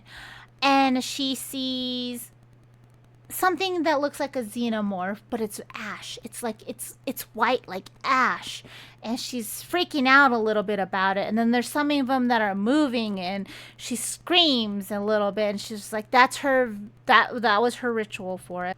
She has this whole ritual, and then she decides to get a full back tattoo of the Saint of Death.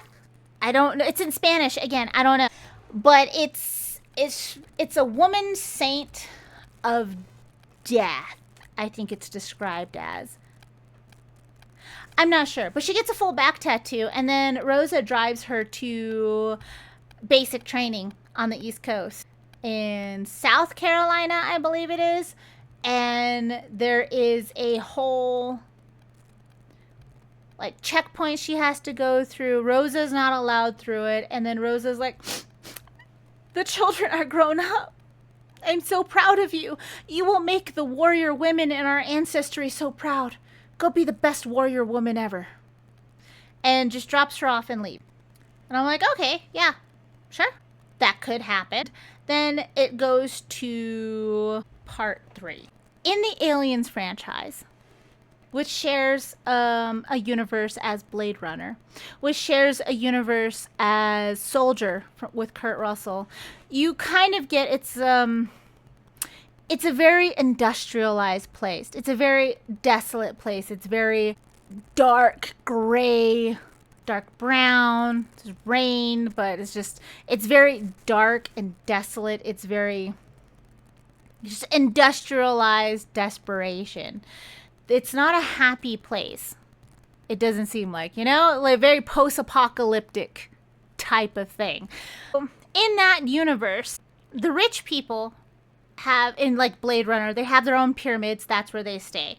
Everything is brought to them. Everything is catered to them there. That's their bubble. They don't go out because going out is mingling with the pores, and they don't do that.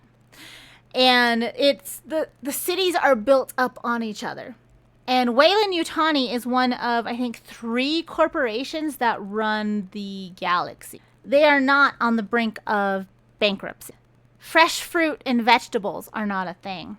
Honey is not a thing. Spices are not a thing. The rations in that type of universe are like recycled protein mush.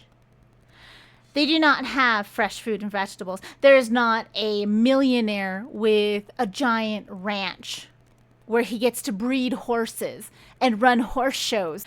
That's not a thing. There is no environment. The whole point of the Aliens universe is they went out into space. The rich people went out into space because the world was so desolate. The resources were all used up. They left the poor people on Earth. They took off into space. And the company uses contracts to control a resource, which is people. It's not on the brink of bankruptcy. It doesn't go off to headhunt 18-year-olds because they're hustlers. Like, what the actual fuck? What do you mean? What do you mean? But yeah, and then Jeanette's favorite fruit are fresh strawberries. So on the altar at every holiday, Rosa puts fresh strawberries in remembrance of Jeanette. Jeanette wouldn't have known what a strawberry was, let alone tasted a fresh strawberry. There's nothing there. But the book changed it. It explains this in a later chapter, but I'm going to talk about it right now. The book says that Weyland, the same Weyland that is in Aliens Prometheus, that is jumping on the ship to become immortal because he's scared of death, the man who created the company and ran people into the ground for profits and has been after xenomorphs because they are the perfect biological weapon and has zero care for any type of human life except his own, This man fixed global warming and fixed climate change. How did he do it? Doesn't say. But he did it because he was a humanitarian. He wasn't an evil man. No. He wanted to save humanity. So he fixed climate change and he fixed the environment. So now the environment is there's now oceans all over the place. It's now a lush environment. The book keeps saying that he fixed climate change. He fixed the environment by cleaning the water and these types. I'm like, that's not the company. You changed the whole lore of it. If he fixed climate change and he fixed the environment, there would have been no reason for the rich people to leave, which led to all of the alien movies and happening on there. People wouldn't have had contracts for that. Like that doesn't happen. That doesn't happen. It's not a thing but she changed the whole lore of the Aliens franchise. The Weyland-Yutani company has fixed the environment. They're a humanitarian group. They are now on the brink of bankruptcy and are so scared of the government and of other companies that they need to find a 18, 19-year-old sociopath to run a black site to make them profitable again. Out of all of the people they have on their payroll, they need Ramon because he's the smartest, he's the bestest. Apparently at being a hustler. That'll save the company. And that's why Julia loves him. Or some nonsense. Like, that doesn't happen. There wouldn't be a 5-acre farm. There...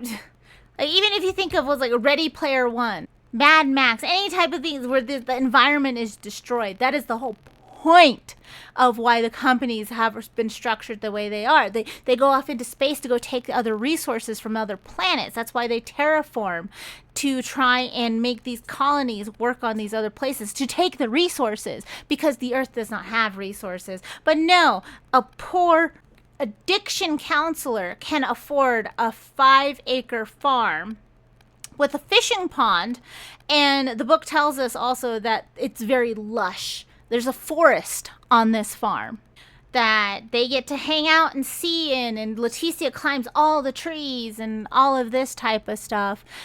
Like, no. And the millionaire boyfriend is a weird thing to put in there. Like a millionaire boyfriend who owns a ranch, a cattle ranch, and does rodeo type of things. It doesn't explain what type of horse things he does. He just does horse shows and things with horses. Doesn't explain it. I'm like, what are you talking about? And a millionaire, are you talking in current money dollars? Because you keep saying dollars, but in the Aliens franchise, there are no dollars.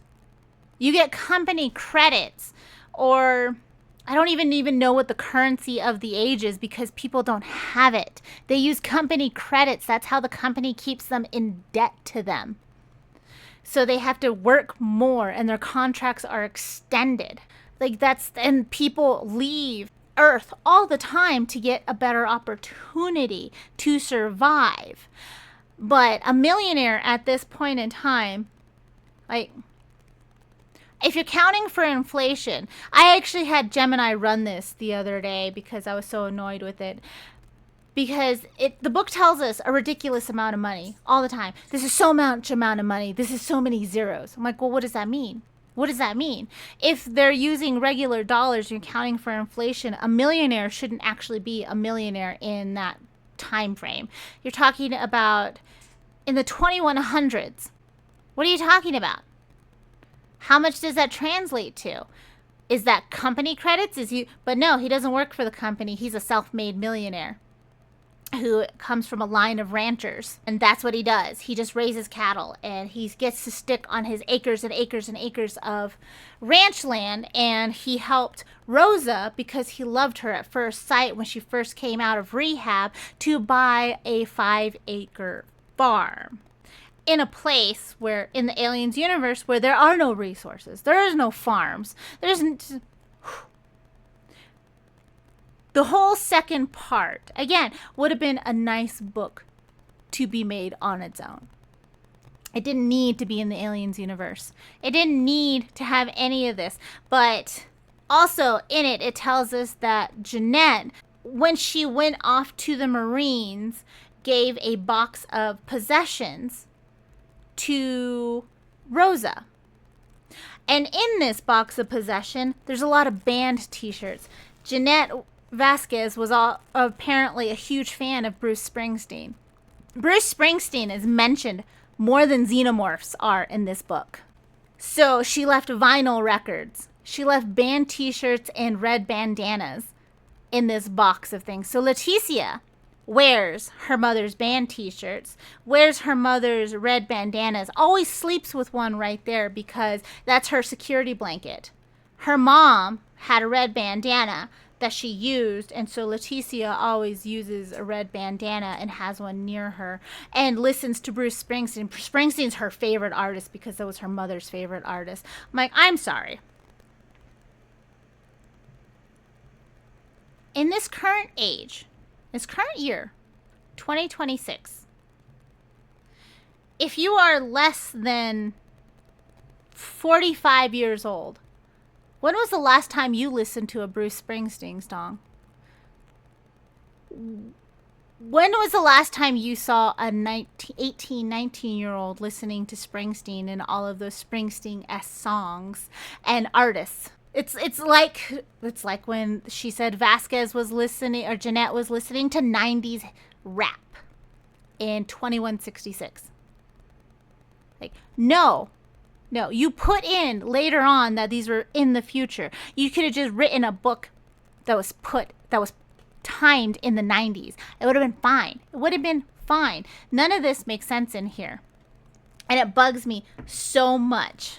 But Jeanette left a bunch of her personal possessions when she went off to the military. And one of those possessions is also the switchblade knife that she used to kill an officer. That is not locked up in evidence, that wasn't lost to time or anything like that, that she was allowed to have. And she put it in this box of possessions, which I forgot. It just reminded me. The beginning of the book starts with Jeanette's audition to be in the Raiders. Because she joined the Marines, she was in the Marines, she's doing her Marine thing, she gets an opportunity to become a part of the Raiders. What the last thing she needs to do to become a part of this special operations type of group, special forces, is to fight an android. A combat android with a pulse rifle that she is given.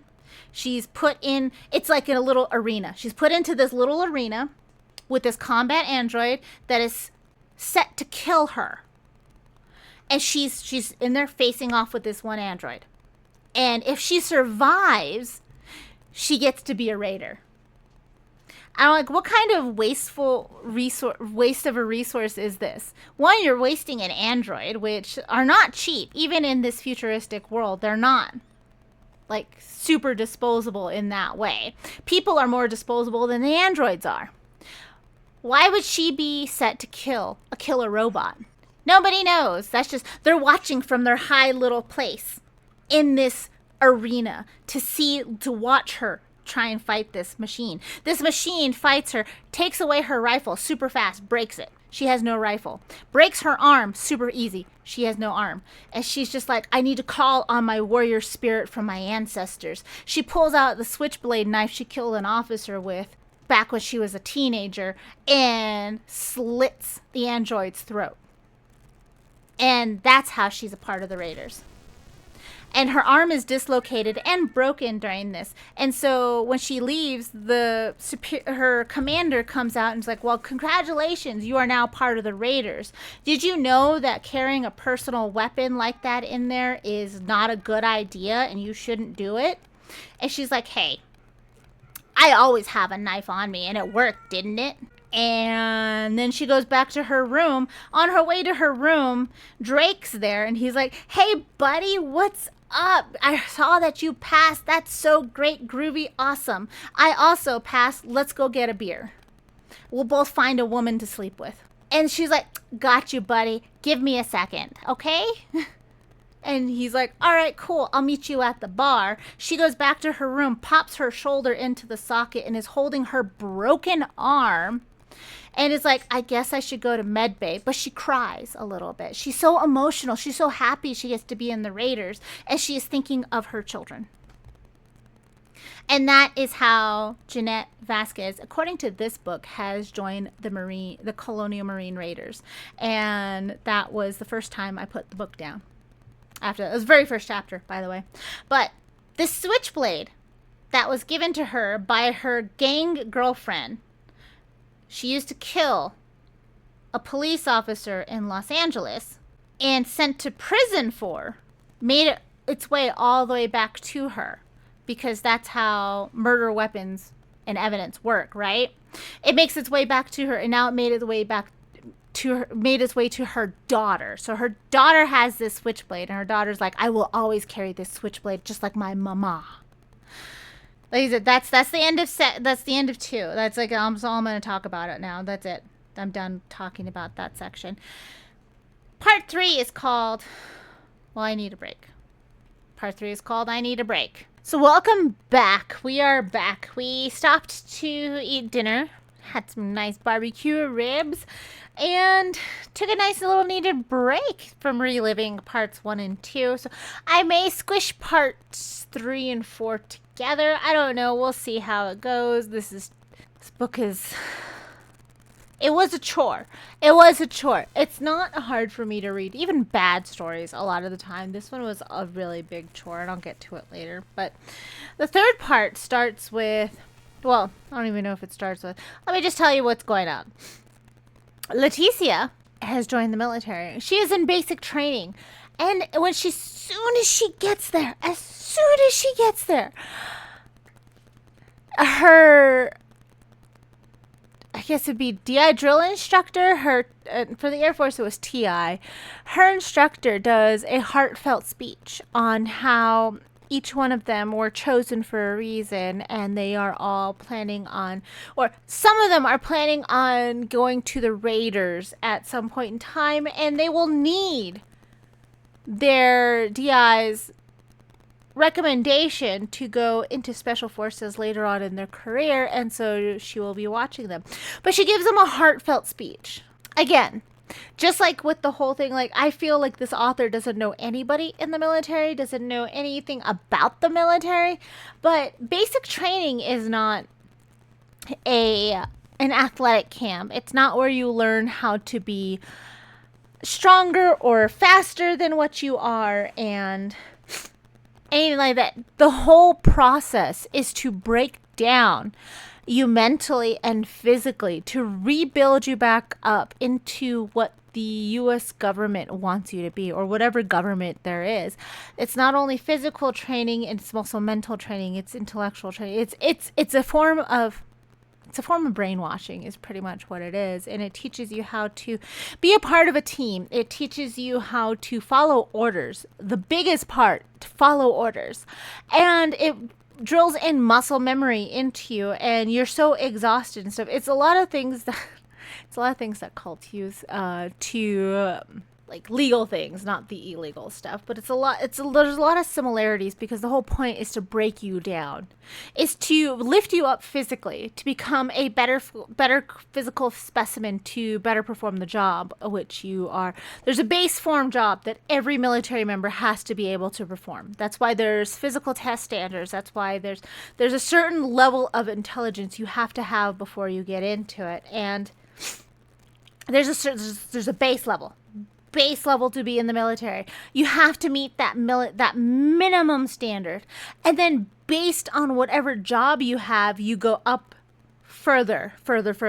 Like special forces and stuff, like you're up here, like into intel, not crypto. What is it called? Might be crypto.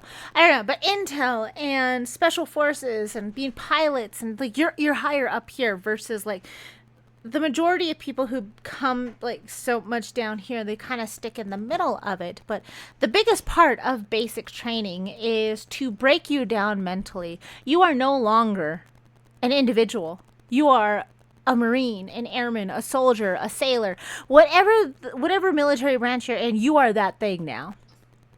You don't get to retain your individualism throughout the whole thing. You do not have your drill instructors talking nicely to you, saying, I know you guys will do it. You guys, I believe in you guys so much. You guys got here for a reason. Now, the first thing we're going to do in your basic training is we're going to go run this course. Okay? Everybody ready? Let's go. Like, as soon as you are on the bus, you are being yelled at. Like, as soon as you are on the bus, you are being yelled at, you are being the whole process starts to break you down mentally. And none of that happened in here. Not only that, is she didn't go through maps. Like, there's no... And I was like, I feel like she watched a little bit of Starship Troopers in this part. But even then, like, they were still yelled at. They were still, like, strict things to do. But they get to go on a run. A nice little run to get them ready for basic training. Just remember that she got a full back tattoo during all of this and took hallucinogenics before it as well, because that wouldn't have been flagged. That's not a thing. They don't drug test or do any type of testing before you go into military training. Why would they do that? That would just take away from her destiny. But she goes on a nice run with her teammates, and at the end of the run, well, before the run, in formation, she gets to talk with her neighboring people around her, and she decides that these are the people that she's going to spend the rest of her life with. She's going to be with these people forever. They're going to go on missions together. They're going to be in firefights together. They're going to be doing the Marine stuff that she wants to do, and they will be doing that forever. So she decides that she needs to become instant family with them. She needs to tell them the truth about everything in her life so that they know they can trust her. So that they can become family. Because that's how it works in this world, apparently. The flight that you came in with basic training is the flight that you stay with your whole career. You don't get anybody else. Nobody is assigned to a specific place based on the need of the place and the mission. No. It is, you all came in together, you're all together. This is bestie summer camp fun time. Then they go on the run. And then at the end of the run, she's one of the first ones done with the run, obviously. She's the super bestest awesome sauce. At the end of the run, there's a nice table set out with a canopy and a tent and everything, and there's water there, and they just get to talk to each other and hang out. Mind you, this is their first day of basic training, but they just get to hang around and talk around. She talks to one of the people on her team. I forget her name. It's like Fisk, something like that. Frida, maybe, I don't know. None of them were memorable, really, except for, I remembered what I called them in my notes. It was not their names, but Mohammed was one of them. I'm pretty sure it was Frida. She sits there, she talks to Leticia about how hot one of the other members of their flight are. They talk about how hot he is, how great he looks, because he is ethnic and Muslim, how great his beard looks, how just how hot he is. And they were like, we should go talk to him. Maybe you can be his girlfriend. Maybe. I don't know. This is the first day of basic training. Maybe I may get a boyfriend. I'm like, yeah, he had a whole full ass beard. First day of basic training. But they did put that they cut their hair in a paragraph. But they were like, you're good, Leticia. You are obviously a warrior spirit. And you already have your hair shed. Your hair cut because she cut her hair like her mom before she left after she got her full back tattoo. I even put this in my notes. I cut my hair into a short pixie cut before I joined the military. I cut it all off before I went to basic training. The fucking difference is, I did it for utilitarian purposes. I come from a family who has multiple people in several different branches of the military. And based on what I knew of basic training and the job that I was going to go into, I was like, long hair is going to be detrimental to my time. It's going to be extra time I have to spend fixing it. It's going to be getting in the way. If I'm deployed and it's not secure enough, it's just going to be all over the place. I can't do that. I don't have the time. I don't have the energy to deal with that. I won't have the energy or time to deal with that. I'm going to cut it all off. And I was picked on for it in basic training. I didn't give a fuck. I had 30 seconds to shower. Guess whose hair was clean? Guess who didn't smell like ass? Guess whose hair didn't grow fungus? Mine. Because that's what happens in basic training when you have 30 seconds to bathe and you have really long hair. People try to find shortcuts, and guess what? Mold grows everywhere. But she did it because her mom had short hair. Because Jeanette Vasquez had short hair. Well, I feel like Jeanette Vasquez did it more for a utilitarian reason. She was like, no. She had her hair short to defy feminine expectations. Because we are warrior women. Like, every depiction of Amazons doesn't have them with super short hair, but okay. And the warrior women from Mexico who fought in a revolution are pictured with long hair. None of them cut off their hair, but she did it performatively. She did it to look tough and look like her mom, and it pissed me off. But that was at the beginning. After their run, her and her friend / squad mate Frida are talking about how hot Muhammad is, how gorgeous he is, and how his tattoos glisten in his sweat, and it's a whole paragraph talking about how hot this man is with his full beard and everything. And I'm like, okay, I don't care. I'm not here to read about relationships between her and these people. Because I'm like, it's basic training. You know who gets married to somebody they met in basic? The people who get divorced a year later. The people who have to have children later and then their whole lives turn to crap. It's like, it's terrible. It's this thing. It's something you're specifically told not to do because it's a bad idea. So it's just like, that's a ridiculous thing. Are they going to have her in a relationship with this Muhammad? I'm like, I feel like that's just terrible writing. And no, they do not get in a relationship because Muhammad joined with his boyfriend, Nathan.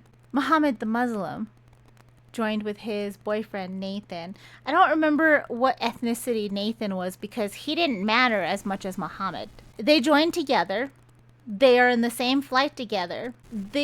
People know that they're in a relationship because after the run, Nathan and Muhammad are embracing, kissing a little, and being like, good job, buddy. You did it. Good job, hun. And then Leticia decides that if anybody makes fun of Muhammad and Nathan, she's going to kick their ass. I'm like, what year is this? Even in 2026, that's not a thing. But you're talking about 2177, 2190, I think, at this time. There's only like 4 time frames in this whole book that it tells us about. But like 2190, she's just like, if anyone makes fun of these gay guys that I'm friends with, I'm going to kick their ass. I'm like, really? Really? You're described a lot of the time as a small female. But okay. But Muhammad and Nathan are in a relationship. They're very happy. They join together. They are very lovey-dovey. And so everybody knows that they're in a relationship. And then their drill instructor is still giving them all of the encouragement. It is not basic training. They are not in basic training. What they are in is like a summer college program. And she gets to go do whatever she wants. They have like a 9 to 5 where they're in training. And then after that, they get to do whatever the fuck they want. And they just have to be back at training like for their 9 to 5. There's no being in dorms. There's no being woken up several times. There's none of this things that happen in basic to help make you a cohesive unit. One of them saw Leticia's tattoo of her mom and they're like, oh, cool, who's that? And she's, in her mind, she's like, this is my new family. This is my family. I can never lie to them because they are my family. So she tells them her whole sob story. her whole story. And they're like, oh no. Oh, that's so sad for you. Oh, well, we're all family now. We're all family. We're here to support you in whatever you need to do. Are you... These aren't how real people talk, let alone real people in the military talk, especially to each other. No. But I digress. So she has her newfound family. On the first day of basic training, they all are super honest to each other. They all are like, we trust you 100%. All of this. It's Muhammad, Nathan, Leticia, and Frida. And then when they go eat lunch, because they get to eat a fancy lunch in a cafeteria after they run, they meet Desiree. I'm pretty sure that was her name, because there's a strip club later and I thought she worked there because her name was Desiree. So it was a whole misunderstanding. Desiree is a gymnast. She was an Olympian because the Olympics are still a thing in this time. She was an Olympian, but she decided that she needed more money, and that the winning at the Olympics did not give her any money, so she wanted to have money. And when they're going around telling their sob stories to it, it sounded like a lot like Starship Troopers, to where if you service guarantees citizenship, which I like Starship Troopers. I enjoy that movie a lot. I like the book. I like the way that the ideas are formed. This author stole some of that from Starship Troopers and never went through with building a world around it. So being in the Marines gives you a ton of money, apparently.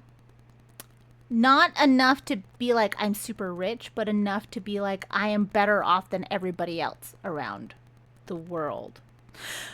Being in the Marines also gives you rights to go farming and to have babies. And I'm like, is there a licensure process to have babies? Because that was the process in Starship Troopers. But it's never explained. It's never explained.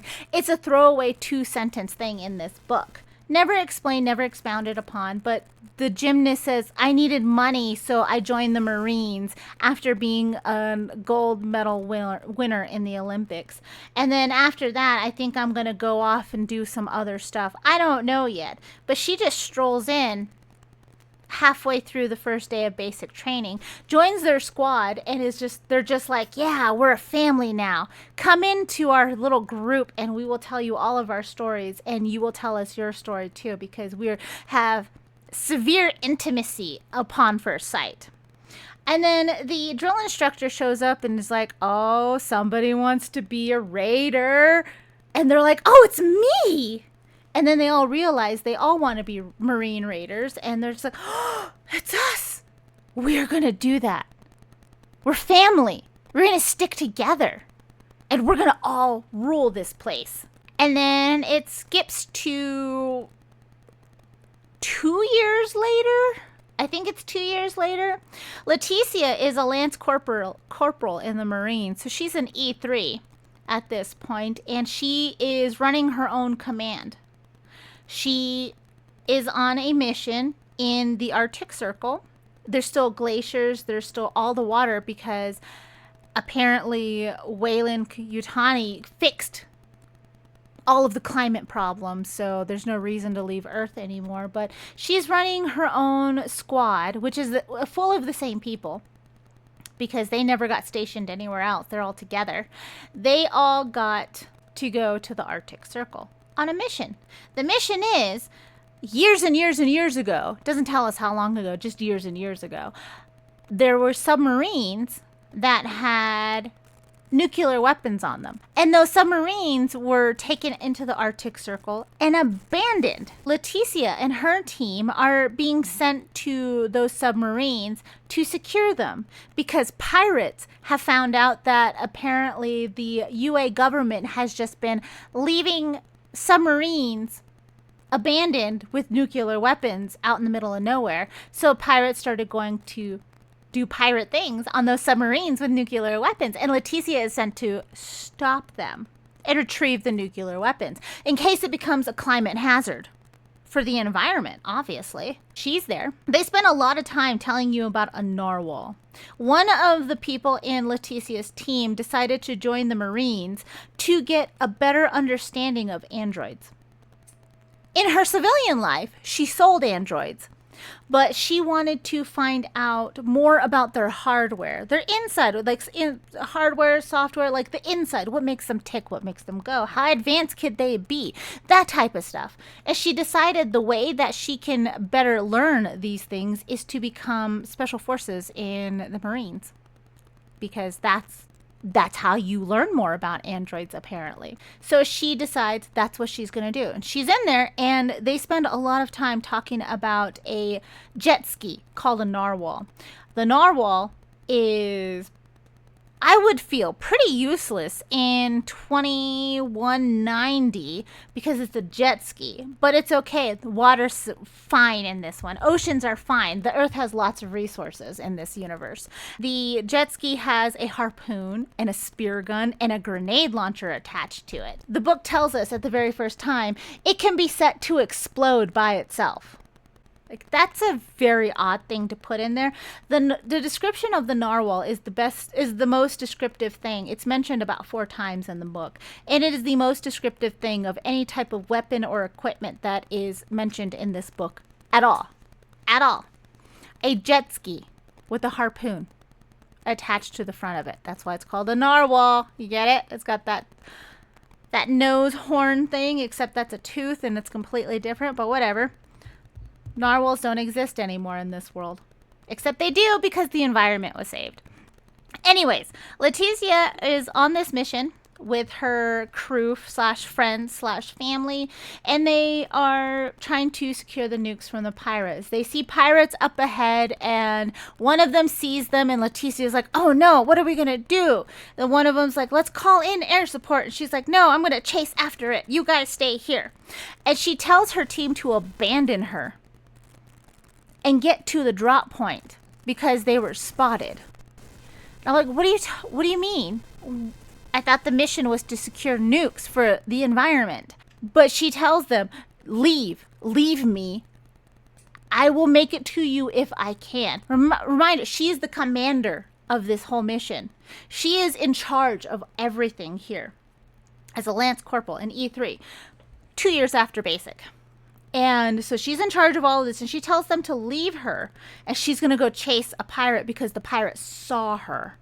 And she can't let her live, obviously. She can't let the pirate live, because if the pirate lives, they know that the Marines were there. And oh no, that defeats the purpose of whatever they were doing. So she decides to go after the one pirate that saw them. The rest of them are dead from air support or something or other. It doesn't mention it really. All of the action happens a lot off screen on this, but she's like, I'm gonna go chase her. And Muhammad's like, we won't leave you. Whatever happens, we will never leave you. We'll wait at the drop zone, but if you're not there, we will always find you. Leticia, we're here for you. We will always find you. We're family. I'm like, that was a very long-winded thing of saying that I will not follow your orders. But she goes off on the narwhal and go chases this pirate. They land on a landmass. I don't remember if it was an island or an actual part of the continent, but there's woods. It's a wooded, snowy area. She crash lands into this landmass because her narwhal got shot by a pirate who is wearing the same type of fatigues as she is, and she doesn't think that's odd or anything. And she's trying to sneak up on this pirate. The pirate sees her. Well, the pirate doesn't see her at first. The pirate's like off way over there, and she crash landed. It was very noisy and everything, but the pirate didn't notice. And then a wolf comes out of the woods and walks up to Leticia. Leticia was told by the girl in the second part at the ranch, if a wolf comes up to you, you got to look it in the eyes. And you got to walk slow around it because it's just an animal protecting its pack. You look a wolf in the eyes like that, well, it's like while you're in its active territory, you're going to be attacked. That's not what you do with wolves. But Leticia does it, and she's talking to the wolf in Spanish about how much she respects the wolf. And it's okay. She knows the wolf is just protecting her pack and her babies. And that she's fine. I'm just going to leave. And she's staring it directly in the eyes, walking backwards. And then the wolf just leaves her alone. And she goes to track the pirate. She steps on a twig or some nonsense, and the pirate turns and they start fighting. And she's like, I don't want to kill you. I don't kill innocent people. My bitch, she's a pirate. Your whole point, you just said you had to kill her so she couldn't go back to whoever she was going to tell them that you were there. But she's like, I don't kill innocent people. I don't do that. No, I'm a warrior. Like, okay. And the pirate's like, you don't know who you're fucking with. I'm a part of the company. And Leticia's like, I can't do this. What did you tell me? You're just a terrible pirate. But I can't kill you. The corporate person who's wearing the same fatigues as Leticia is telling her, we can pay you a lot of money. But you're going to mess with the wrong people if you don't let us have these nukes. And she's just like, no, I can't do it. Then a whole wolf pack shows up with the first wolf that she saw. And she's like, oh, the wolves are here. And she stares again right at the wolves and just gets up, walks away. The pirate apparently panics and tries to run, and all of the wolves kill the pirate. And she's feeling a little sad about them killing the pirate. And then her whole team shows up. Her whole team shows up to pick her up off of this landmass. And then they go off. And then they go to a bar. And then they have cheeseburgers and Philly cheesesteaks and cheese fries and beers and margaritas. And they're sitting there talking about, whew, that was a tough mission, wasn't it, you guys? It's so great that we are all here alive. Yay for us. And Leticia is thinking, I am so lucky. I have run countless missions, and I never lost one of my team. I am the bestest at this. I can't wait to become a Marine Raider and go further than my mother ever did. She would be so proud of me because I'm a warrior. During this time, she tells them that she has an audition to become a raider. Except times have changed. Being a raider doesn't require you to go one-on-one with a killer android like her mother did. What it requires is some super secret special test. And she needs to bring a volunteer to the super secret special test. And so she's asking her team, which one of you will be my volunteer for something I can't tell you about because I don't know, but it's required for me to get a promotion into the Raiders. Muhammad and Nathan are like, oh no, we can't do it. We have to go visit family. No, I can't do it. I gotta go visit family. We're so tired. We just want to spend some time together, some us time together. And she's like, okay, that's fine. I guess that's fine. And Frida's like, bitch, no. I'm sleepy. I almost called her Desire. Desiree is like, you know what? I'm resigning from the Marines to go off into the private sector to make tons and tons of money. So I might as well do this because you were always there for me, Leticia, because we're family. And you were always there supporting me in everything I wanted to do. So I will do this one last thing for you before I resign. And Leticia's like, yeah, go me. They switch back to base. They keep saying base, but I don't know where it is. But there's a swamp. There's a swamp with crocodiles, alligators, snakes, and other creatures. A full-on swamp. She is put at this place, in a starting place, and she is going against this other woman for a promotion. This woman is named Haas. And Haas comes from a distinguished military family who works for part of the corporation. They keep talking about how her family's prestige will carry this woman through her promotion. And Leticia is like, I don't give a fuck. I can do this. I'm bestest. I'm a warrior. She takes the bandana, one of the many bandanas that apparently her mother made, which, again, annoys me so much. Like, do you know the lifespan of a bandana when you use it?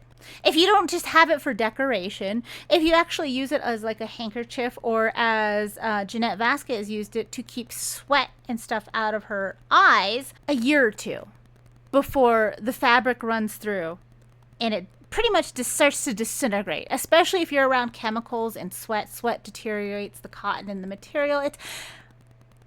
I have gone through several bandanas in my lifetime. They don't last very long. And it was never a thing that Vasquez said in the movies or anything like, this is the one bandana from my great-great-grandfather who used to use it every day when he was working in the fields as a migrant worker. No. But Leticia pulls out a bandana that was used heavily by her mother and given to her. She puts that on her head and she's just like, and I have the switchblade knife my mom gave me to remind me of her so I can do this test because we are warriors. And I am destined to do this. I am destined to be the bestest and baddest. She wants to get these promotions because she says the system is corrupt. The system is wrong. To help fix the system, she needs to be at the tippy top of the military mountain because that's the only way her voice will matter. I'm not saying that's wrong, but I'm saying that as a military member, you do not have say over policy like that. But whatever. Her and this other woman, Haas, are being told by their commander that they are going to be going on this test. This is a trial. This is an audition to get a promotion. And through this audition, they're going to both be on narwhals, because why not? It's the only thing that was described in depth. And through this narwhal, they're going to go through this swampy area. And they have to use a tracker, which she keeps saying watch. And I'm like, is it like a regular smartwatch? Like, what are you talking about? Yes, it's a regular smartwatch. They have like fucking Apple Watches up in this bitch. And she has her Apple Watch, and there's coordinates on her Apple Watch that she has to go find her volunteer. Her volunteer was given a set of instructions and another set of coordinates, and it's like a scavenger hunt. This audition is a scavenger hunt in a swamp. The very end of it is going to get them to the finish line. Whoever gets to the finish line first gets the promotion. That's their whole selection process. Her and this woman, Haas, are competing against each other, and they start going. They go, and while they're going, Vasquez's narwhal stops working. And she's like, oh no, what do I do? As she looks at it, she's like, oh, sabotage! I've been sabotaged! That bitch sabotaged me! So she jumps off of the narwhal and swims miles and miles and miles to get to the land where her volunteer was. She gets to where Desiree is, and she's talking to Desiree, and she was like, where are the coordinates? We need to hurry. The Haas got a head start on us. Desiree's like, what are you talking about? All they told me to do was they dropped me off and they told me to sit here in this dead tree trunk. So I've just been sitting here in this dead tree trunk for hours. And she's like, what? There's no coordinates? And she's like, no. And Vasquez is like, sabotage. They sabotaged me. I was never able to win this. And she starts to cry a little bit and get a little emotional. And then Desiree tells her that she's a warrior. She's a fighter, chef. She needs to get up and do something. So they run 15 miles back to base. Nonstop. They run 15 miles back to base after all of this. And she kicks in her commander's door. And she's like, you son of a bitch. You sabotaged me. And he's like, what are you talking about? And she was like, you knew exactly what I'm talking about. My narwhal was sabotaged. And this was just to give Haas the edge, so because you know I could beat her. He's like, he tells her that that family is very high ranking, donates a lot of money. I'm like, that's not how the military works. But okay. And he donates a lot of money, but we'll launch an investigation. And she's like, no, go check the narwhal. And he's like, where is it? And she's like, well, it's at the bottom of a swamp. And he's like, see, when we let you guys out on this trial/audition for this promotion, we don't have any cameras set up. There's nobody monitoring you. We just leave you out there until somebody shows back up. And I'm like, so you're telling me that she could have pretended to drive away and then wait for like 20 minutes and then get back to you base, and you would have been like, boom, promotion. Done. Like, that seems like the most idiotic trial/audition I have ever heard about, next to fight this killer android. But that was the case. And so she's mad. And then she goes to the chow hall where Haas is, because Haas has been back for hours and hours and hours and hours. And she goes up there and she tries to beat up this person who got the promotion over her, and she blames her for her losses. And she's like, this is all your fault. You did this. They are separated. And the commander tells Leticia that there's going to be an official investigation, but until that investigation is complete, Vasquez lost the promotion and Haas got it. I'm like, that's not how that works. What do you... You're going to tell me there's going to be a thorough investigation, but until said time, you lose. Like, what? What? But that's what happens. That's what happens in the book. So she goes outside to sit there and cry because she lost her promotion, and Desiree's there trying to console her. And she tells Desiree, I'm never going to be in the Raiders now. I'm never going to go as far as my mom did in the Marines. I'm never going to get to space. Because apparently in this universe now, it is hard to go into space like it is currently. Like, you have to have a whole program. There's a whole thing to get into space now in current times. It's almost impossible for normal people. Apparently that's now in the Aliens universe, where everybody leaves Earth to go into space, to get into contracts, to go have a better life and trying to survive other places. That doesn't matter anymore. No, it's, you have to be the bestest, toppest, most highest ranking person to go into space now, apparently in the Aliens universe in 2190 ish. And so she's sitting there crying, and Desiree is telling her, maybe you should quit the Marines too and go into the private sector with me. We can make a lot of money. Leticia's like, I don't want to make money. I want to be a Marine Raider like my mom. I want to go to space. Afterwards, after she's crying like this, she's like, how can I affect change? How can I make new policies to give women and minority women better opportunities if I'm not highest ranking in the whole place? How can I do that? I can't do that if I'm not a high-ranking Marine Raider. That's not possible. I don't know. I need some time alone. Desiree's like, all right, well, you know I'll be in New York if you need me, bestie, and leaves. Leticia sends in a resignation letter to her commander to put in her 2-week notice for the Marines. Because that's how it fucking works, apparently. That's how it works. I'm just like, this was another time where I had to put down the book. It's so, the whole, like I said, the author has no idea about military anything, I feel like, at all. It's very disappointing because this book is labeled Vasquez. But she puts in her 2 weeks notice for the Marines, so I'm like, okay, whatever. And she's just kind of listlessly just being around, like, I don't know what to do with my life. I've spent 2 years as a Marine, and I'm not an officer yet. I'm not a commander of my own base. I'm not in space yet. So obviously I don't think I'll be able to do this because they're holding me back. It's the Marines' fault for not giving me opportunities, and then for sabotaging me when they do give me opportunities.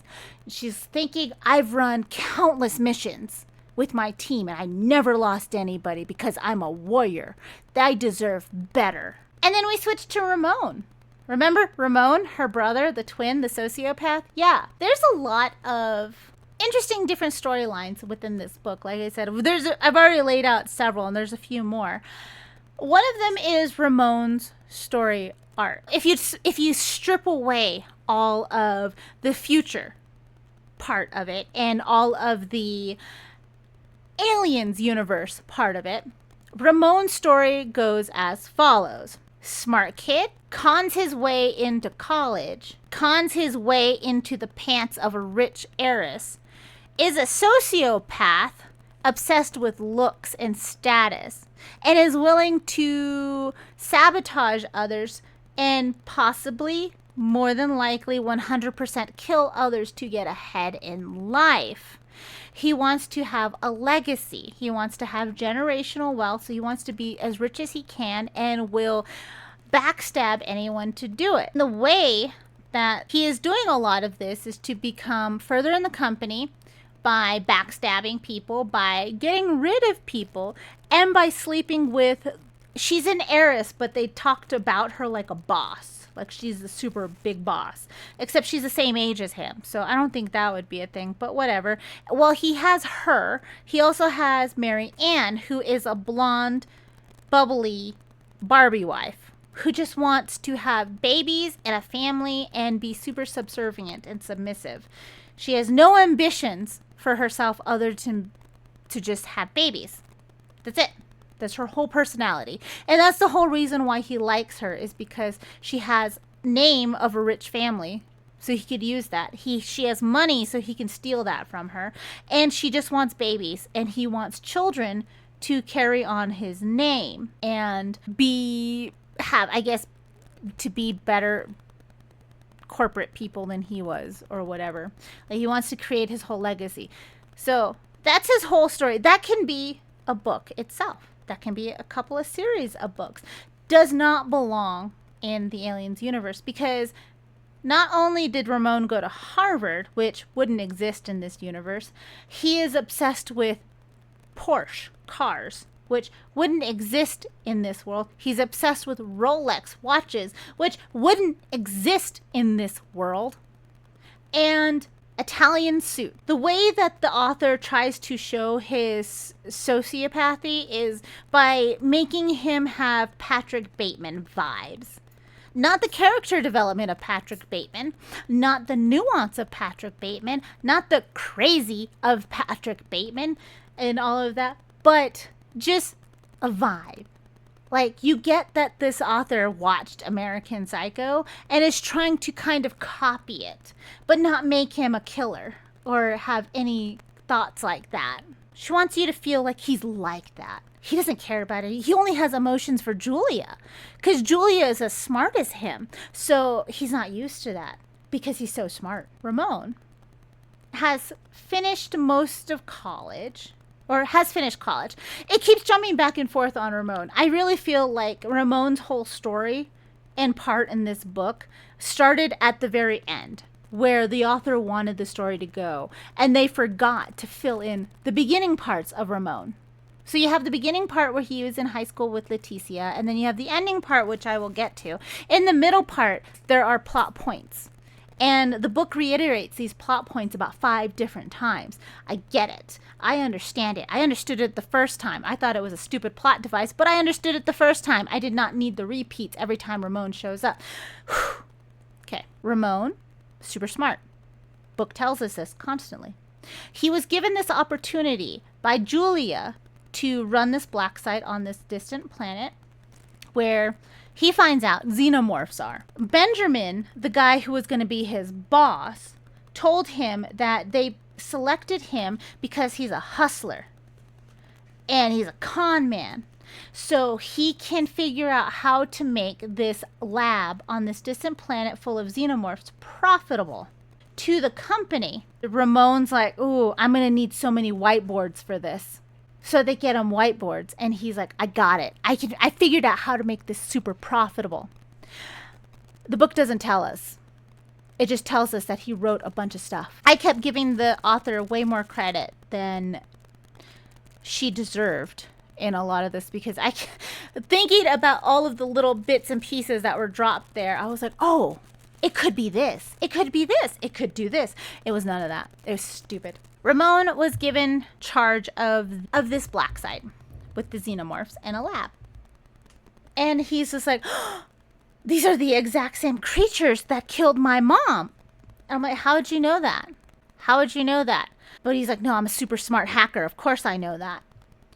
He's like, I want to find out what happened. Him and Julia continue their relationship because, remember, she told him that she can't play second fiddle. Like, she's got to be the number one, but she doesn't want kids. So he's got to make a choice. And he decides, nope. I will have both. And Julia's like, oh, okay. But only because you said so, Mr. Man. Julia is annoyed, but still acquiesces to him having his wife.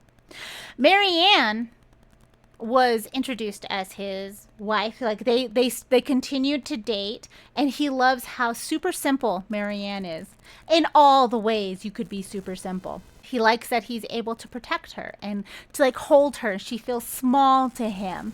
They get married and they have twins. Those twins are his children. He's just like, yes, my twins. I'm so happy. Now that the twins are old enough to go to school, Julia says that she's going to give him an ultimatum. No, this time for right now is going to be the time where they're going to be like, no, you have to choose between me or your wife. And he does. He chooses Julia because he loves her. And he's like, I've never felt love for anybody else, ever. So I choose you, Julia. But you're going to have to be a stepmom because I'm not getting rid of my children. And remember, she was just like, I don't want children around. I don't care for kids at all. And she's like, okay, Ramon, but only because you said it. Again, Mr. Man, Mr. Alpha Man, you can have whatever. Yeah, I will be the stepmom to your children. Just get rid of your wife and we will do this.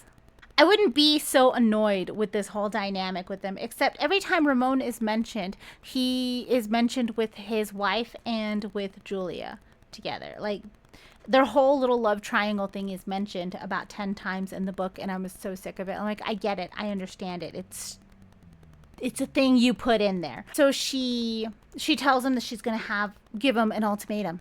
And he does. He's like, I choose you. What Julia wants to do is she wants to take out the CEO. And she wants to become the new CEO of Weyland-Yutani and become the super badass corporate person in charge. That's what she wants to do. That's her goal. And to do this, she needs Ramon's help. Since he's in charge of this black site, while he was in charge of it, there's been a new CEO put in charge. The new CEO is named Jacob Vickers. And I was like, Vickers, I know that name. What is that name from? So, again, in Alien Prometheus, not my favorite Alien movie. Not the worst Alien movie, but not my favorite. I watched it once or twice.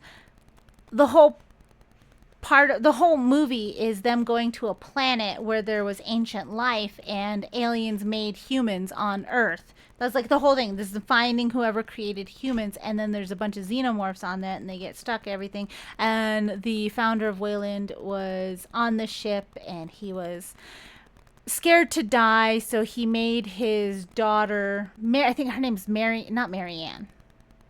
Something Vickers. Like, she was a cold-hearted bitch in that movie. It's great. It's played by Charlize Theron, and she was in that movie, and she was defined by her cold-heartedness and her dedication to her father and the company. That was Vickers. So Vickers is the great-grandma of Jacob Vickers. Jacob Vickers is the next heir to the Weyland-Yutani throne. He was raised in England, in London, in a nice little cottage, like some normal folk people, where he would go to the pub and watch telly, football, and eat fish and chips. These are things that are told to us in the book. Then when he's of age, he is shipped to New York to take over the company. Again, I was just like, would England look like that? No, it would not. I don't think there's any fish and chips to be had. Why would he be there? And then looking at it, the second biggest company, I forget what it is called already. Weyland-Yutani is over the United Americas. It's over Canada, Mexico, the U.S., and South America. That's where they have control of. Like I said, there's 2 or 3 corporations. They divided the world in 2 or 3 parts. Anybody who is not working for that company or is in a rival company that goes into that company's territory is treated as a military opponent type person. Like, they're watched, they are monitored, they are not left there alone. And another company would not send their heir to another company's region. That's not a thing that happens. But it's okay. He's a billionaire who, again, inflation wise, a billionaire what does that count for in this society? Because gas prices right now, with inflation and all the stuff that's going on, is almost $5 a gallon. When I was a kid, it was like 90 cents. Like, what kind of inflation are you talking about here? $1 billion what? $1 billion? Are dollars still a thing? Are US dollars a thing? We're never told. This billionaire, it does call him a billionaire a lot. This billionaire was raised super down to earth, went to the pubs, had this just a happy little childhood.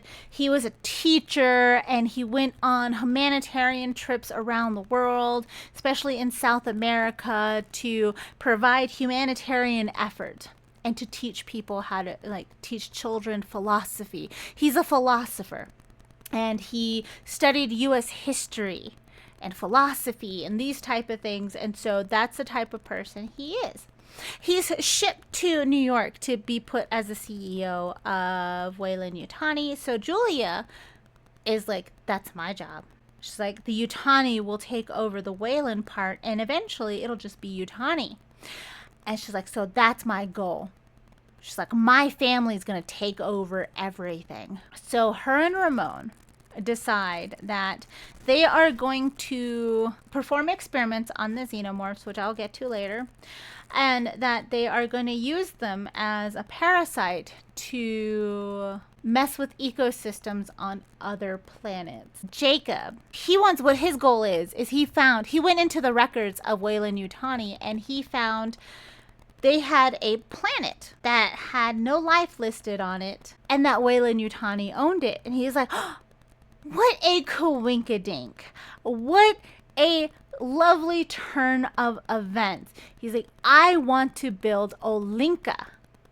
And what is Olinka, you ask? According to the book, Olinka was theorized by a Mexican researcher or historian, and it was a utopia where scientists and philosophers and teachers, you know, the high thinkers, would be on an island, on a secluded place with artists, and they would be given all the resources they could ever want to just follow their passions. In Olinka, they would just be left alone in this utopia where everything would be provided to them, all the resources would be given to them, and they would just create and further science. So Jacob wants to build Olinka on this planet. He's decided, he's like, I need to bring things back to my great-great-grandfather's humanitarian efforts, because he saved the world.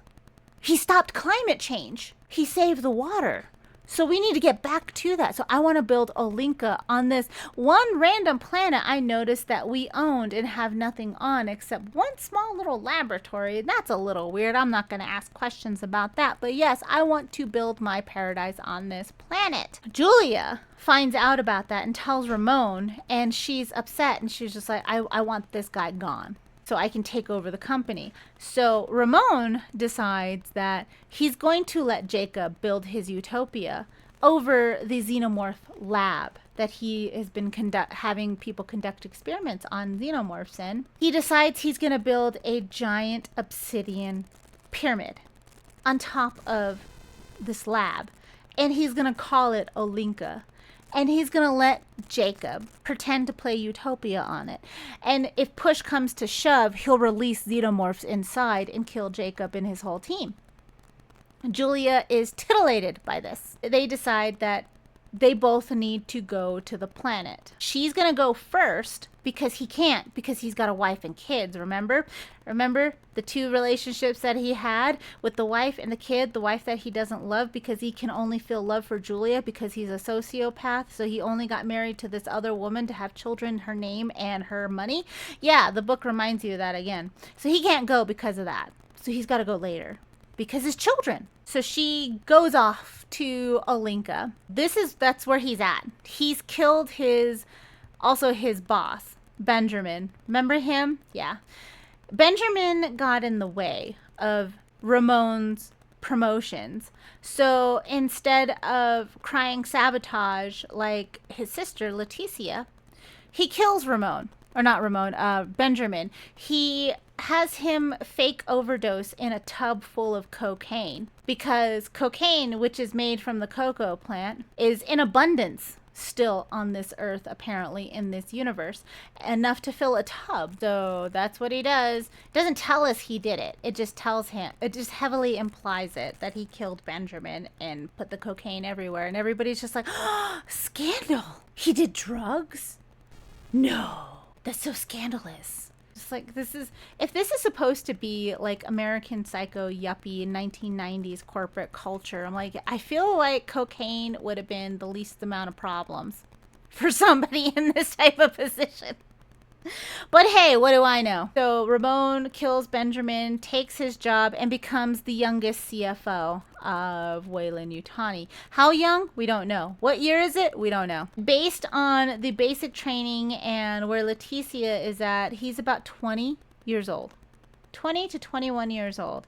And he is the CFO of Weyland-Yutani. Okay, sure. Why not? So we go back to Leticia. Leticia has just put in her 2 weeks notice at the Marines, and she's kind of shiftless. She doesn't know what she wants to do, where she wants to go. Luckily for her, though, she has a super successful brother who calls her and tells her, hey, I'm so sorry that the Marines didn't work out for you. That sucks. That's really crappy. And she's like, yeah, they sabotaged me and stole my promotion. He's like, oh, scandal. Oh, that's so terrible. You know what? I may have an opening for you if you want, like an easy job with a lot of money attached to it. I may have a gig for you. You just have to meet with our CEO, but it's like an escort mission. It's super easy. You make a lot of money. Maybe, I don't know, come to New York and interview. Except not interview. He's like, just meet with him. And she's like, I don't know. And internally, I know, Percy. Internally, she's like, he's up to something. I wonder what it could be. I'm like, siblings. Why didn't she ever just talk to him like a sibling would? Just ask him a question. But she doesn't. She decides to go to New York to talk to Ramon and the CEO of Weyland-Yutani. While she's there, she's walking around on the streets, and she goes to this cute little cafe to have super rich people coffee. And she was like, did you know that there's an animal that shits out the coffee beans, and that's what they make these coffee beans from? I'm like, there's no way that animal is still alive in 2190, but again, whatever. She meets Desiree, the gymnast. Remember, the gymnast went to New York to work in the private sector. She meets Desiree. I don't know why from here on out in the book gets super name droppy. Not for like people, because that would have been more interesting, but for brands of things. I'm not a big person who pays attention to brands. I know from just being alive in culture and things, there's brands I recognize. Like when Ramon was talking about a Porsche, I recognized that brand, and I'm like, oh, that's a super fast car for insecure rich people. Gotcha. They also make SUVs now. There's some stay-at-home moms that live north of the city that drives SUV Porsches. So I'm like, okay, brand. I know that brand. Gotcha. Rolex. I know that brand. There's just a lot of name droppy things in it. And it goes from Nikes to super extravagant things. Things that I'm like, I have never heard of this before. What the fuck is this? And I had to look it up. I had to look up a lot of brands to see what it was. And then I saw current prices for them, and I'm like, why? Different thing. But from here on out, it gets super name droppy with brands. And this one is talking really a lot about how Leticia is wearing some brand new black Nikes. I'm like, would Nikes be a thing still in this future timeline of the Aliens universe? I highly doubt it, but I don't know. Maybe. I've seen Adidas a lot in the futuristic post-apocalyptic time movies.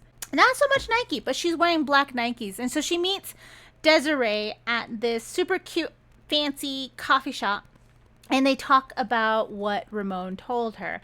And Desiree tells her that private sector is not all that she hoped it would be. She's not making as much money as she wants to, but it's a good gig, and working private means that she's not almost dying all the time, which I'm like, when would you guys almost die? The most I could see would have been Leticia when she could have been eaten by wolves, but plot armor says no, she's not gonna. She's talking to Desiree. Desiree's talking to her about that, and they're like, okay, well, I'm gonna go meet him now. Bye. And she's wearing like a hoodie and Nikes to go meet the CEO of Weyland-Yutani with her CFO brother.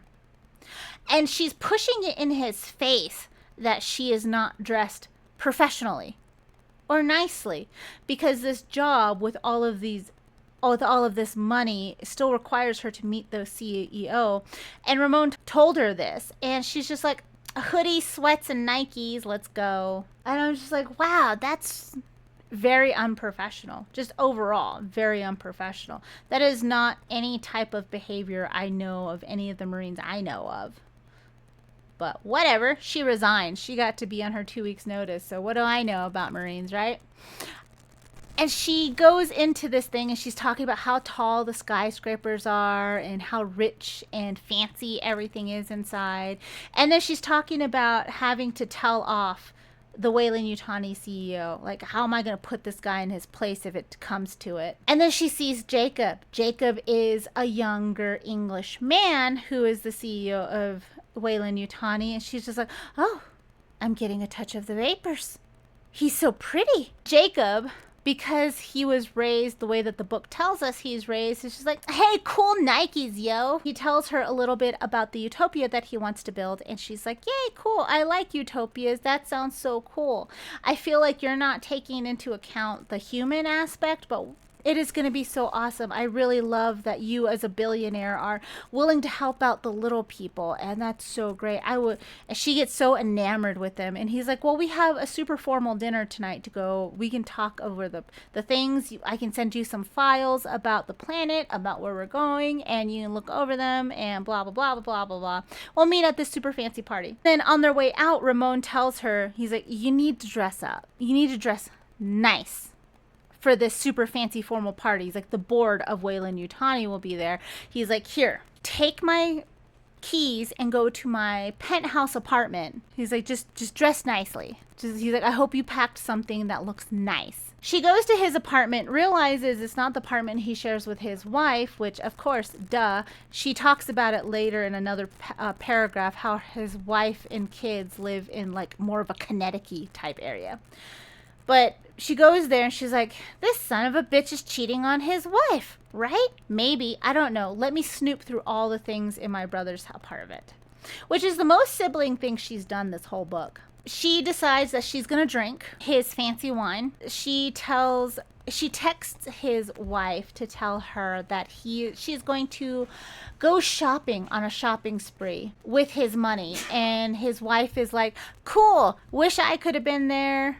Lulz, bye. So she goes to Fifth Avenue Saks. And I'm like, again, would Fifth Avenue still be there? Would Saks still be there? I have no idea what the fuck Saks was. I had to look it up. And I'm like, wow, okay, why? How would this still be here in this type of dystopian futuristic society? But it's not. It was made to be like back in the late 90s, early 2000s. That's where this book is supposed to be set, by the way, not in 2190. But she goes to Saks and she goes on a whole shopping spree. She goes up and down Fifth Avenue and has this whole pretty woman shopping montage. And they're dropping brand names left and right. And I'm like, I don't care. I don't care. Who picks up an aliens book trying to read about a fucking Fifth Avenue shopping spree?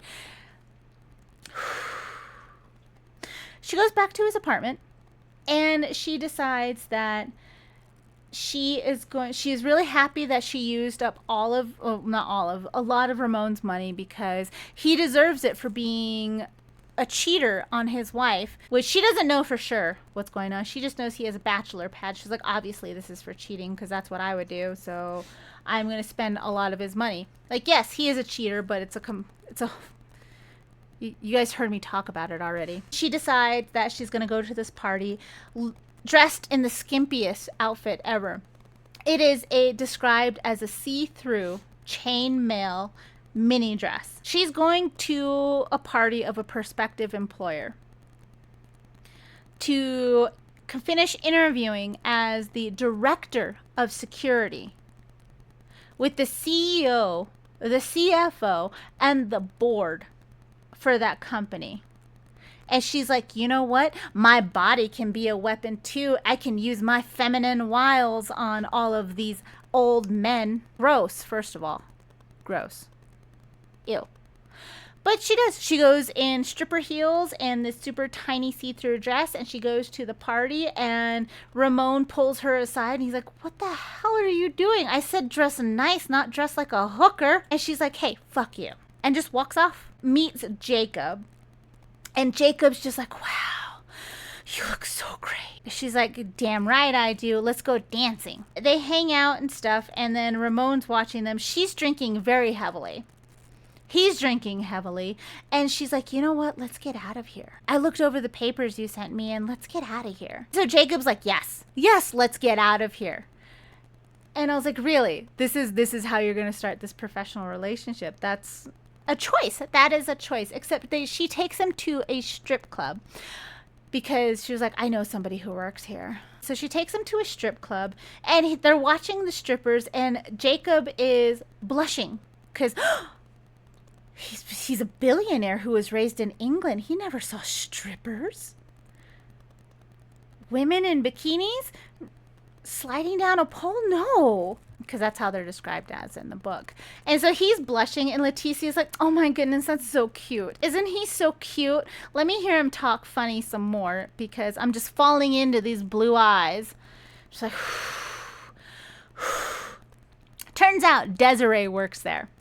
Desiree is the head of security at this strip club.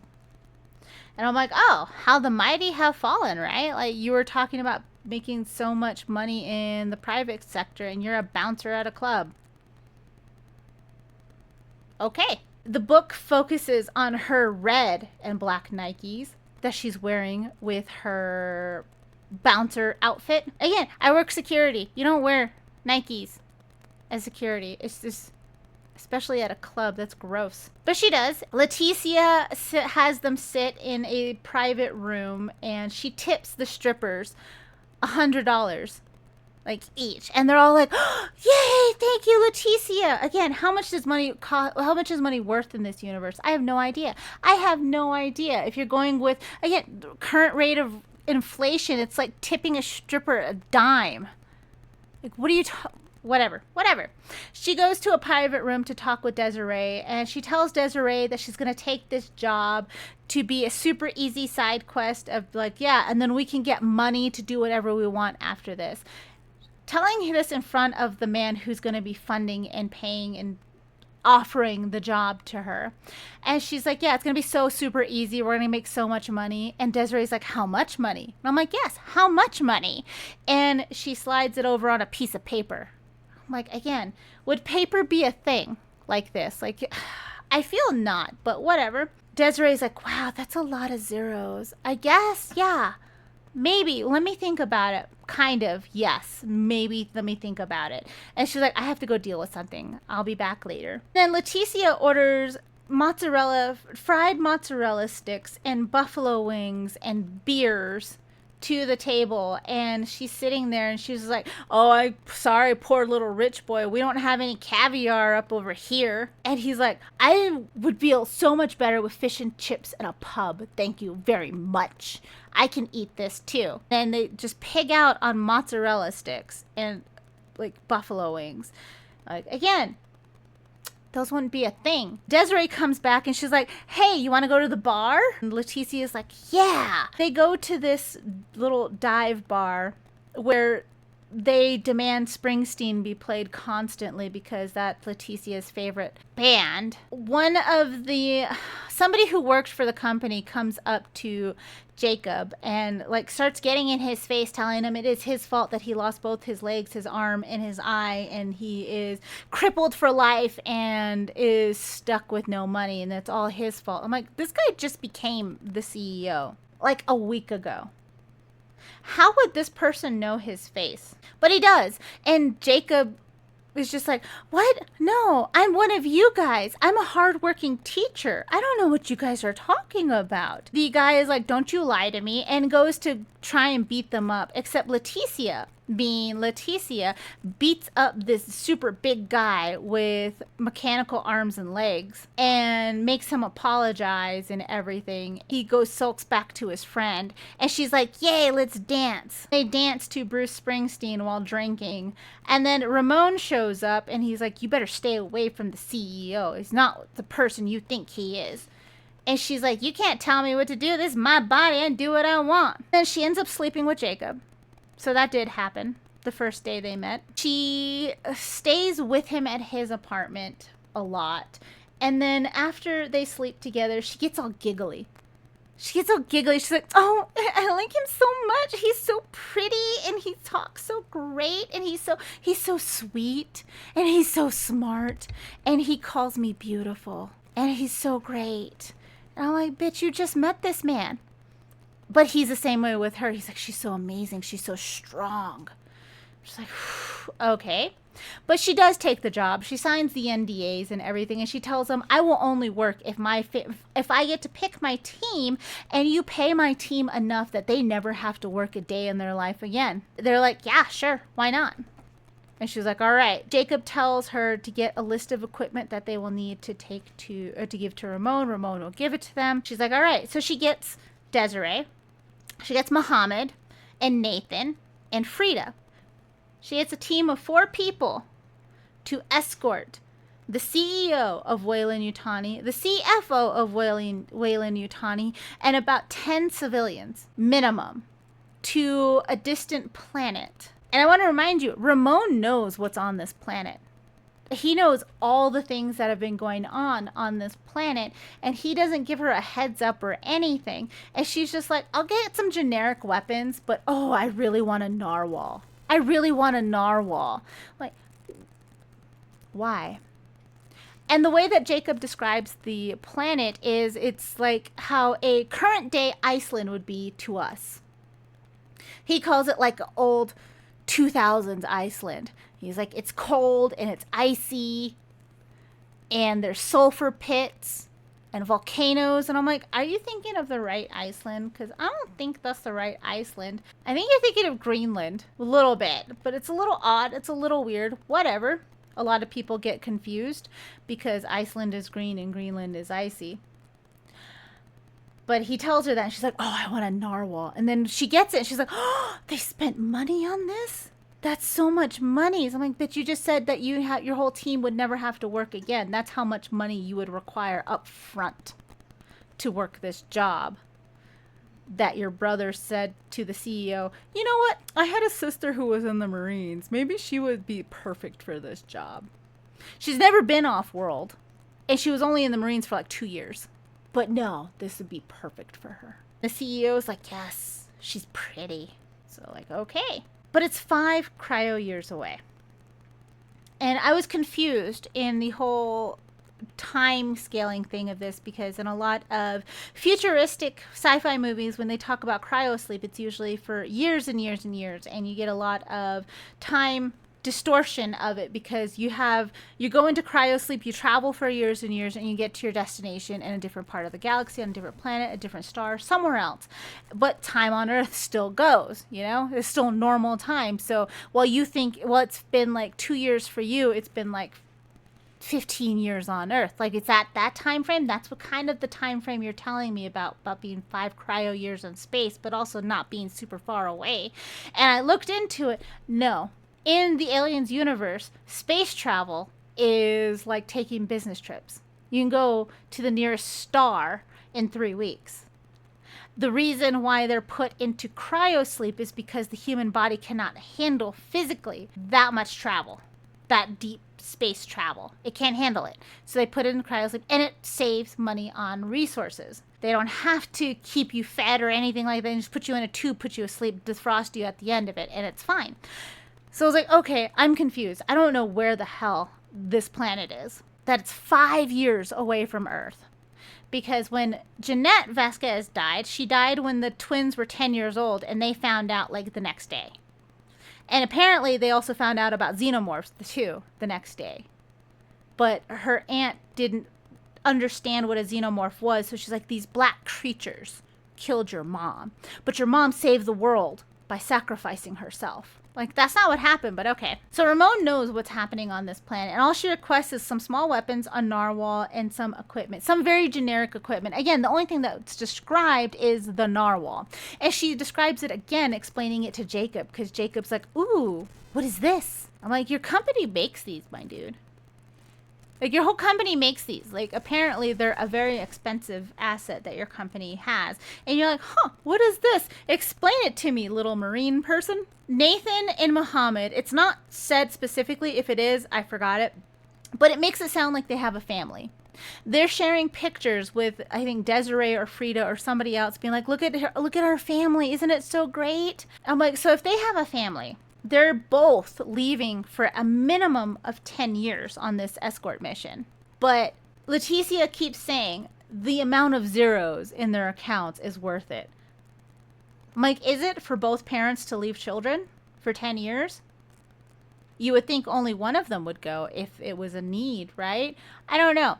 But they were all, Frida, Nathan, and Muhammad were still in the Marines. So Ramon had to work some finagliness to get them out of the Marines to have them on this mission. They go in their cryo sleep. In the franchise of the movies, waking up from cryo sleep is not a fun thing. It's not a fun thing. You see it in Aliens where it speaks to how strong Vasquez is, where she gets out of the cryo sleep, shakes it off, and starts working out while other people are throwing up. And it describes it just as a not fun thing. Waking up from cryo sleep in this book is described as follows. It goes from black, and then the lights dim or brighten so gently that it's like the sun is shining through some blinds. There are birds tweeting in your capsule, making it feel like morning time.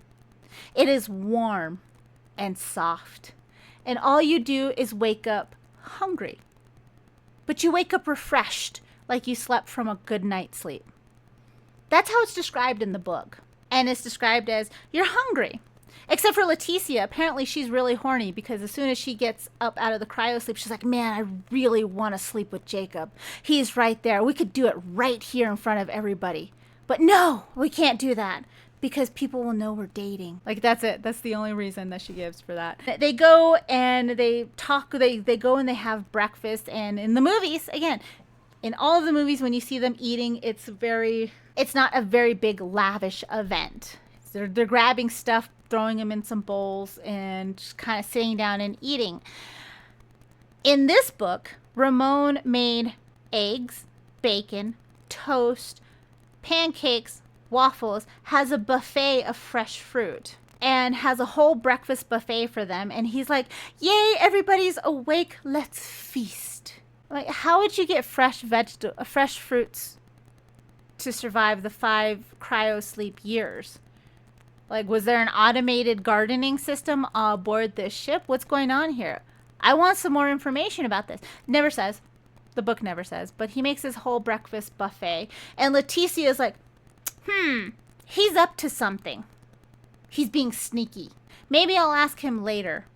But, oh, there's Jacob. Look at his pretty eyes. I'm going to sit by him and we're going to eat some pancakes. And I'm like, you're the director of security. You're the director of security in the atmosphere of an unknown planet. And you're like, something's wrong here. Something's wrong here. But no, I'm going to look at this man's pretty eyes. Like, okay, sure, why not? And then Ramon tells them that they're going to be landing there. The way the planet is, they have the pyramid, which is over the lab. That's called Olinka 1. They decide to land not on, near, or around that pyramid, but to land hours away from the pyramid that was made to be their utopia, that has the underground lab, which gets restocked from landing pads near it. No. They decided to land hours away from the pyramid by sulfur pits. These sulfur pits are described as being noxious, having noxious fumes coming out of them, and the ground being very fragile. It's starting to crumble in places, so they have to be very careful because they could fall through the ground at any point in time. It's like, okay, why are you landing there? Why are you landing there? With the noxious fumes, luckily, it's okay. Because you know why? Leticia has a red bandana she puts over her mouth, so the noxious fumes don't rip up her esophagus or lungs like normally would happen with noxious fumes. It's okay. Her red bandana protects her.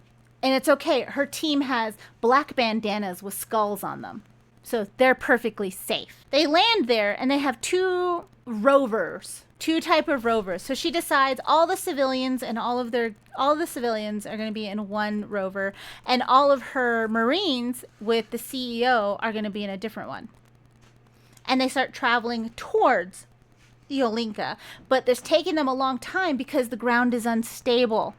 So they have to drive around the crumbling parts. They're just driving through this jungle because apparently it's not just a foresty area, it's a jungle now. It's a jungle now by these sulfur pits that they're driving through. They stop to make camp. She's super happy that her camp has canvas tents on them. And she's like, yeah. And her team are just like, can you believe it? We made it to space. This is a dream come true. Who would have thunk it that we would have made it to space? So she gives them all a bunch of Fireball. You know, the cinnamon whiskey thing that they sell at supermarkets. She gives them a bunch of that and they start drinking. She goes to her tent. Jacob shows up at her tent with high-end whiskey, Japanese whiskey, and something else she drops them by name. I don't know what it is. One of them's like a Japanese whiskey thing and an expensive rum or something like that. I looked one of them up and he's just like, oh, I missed you. We should talk strategy or something. And so they go in her tent and they're like, oh, let's drink so much. They start drinking all of the rum. She describes undressing him from his super fancy outdoor gear. I was like Patagonia or some type of nonsense like that. And I looked it up and it was ridiculously expensive. I'm like, why? Why is this here? This brand would not exist because it is a sustainably, environmentally friendly clothing brand tailored to rich people. Currently. Like, that wouldn't be there. But whatever. They get drunk. They start having sex. They are sleeping together. And then Ramon is just like, you need to stay away from him. And she's like, fuck you. I'll do what I want. She wakes up and Jacob isn't there. And she's just like, this is so great. I think I'm in love. Isn't it so amazing? I'm like, okay. Okay. Now, I'm going to get to the alien parts of the alien book. There's been a couple of chapters in the sprinkled throughout the rest of the parts. And it was really annoying because I'm like, I don't know what time this is happening. I don't know where this fits.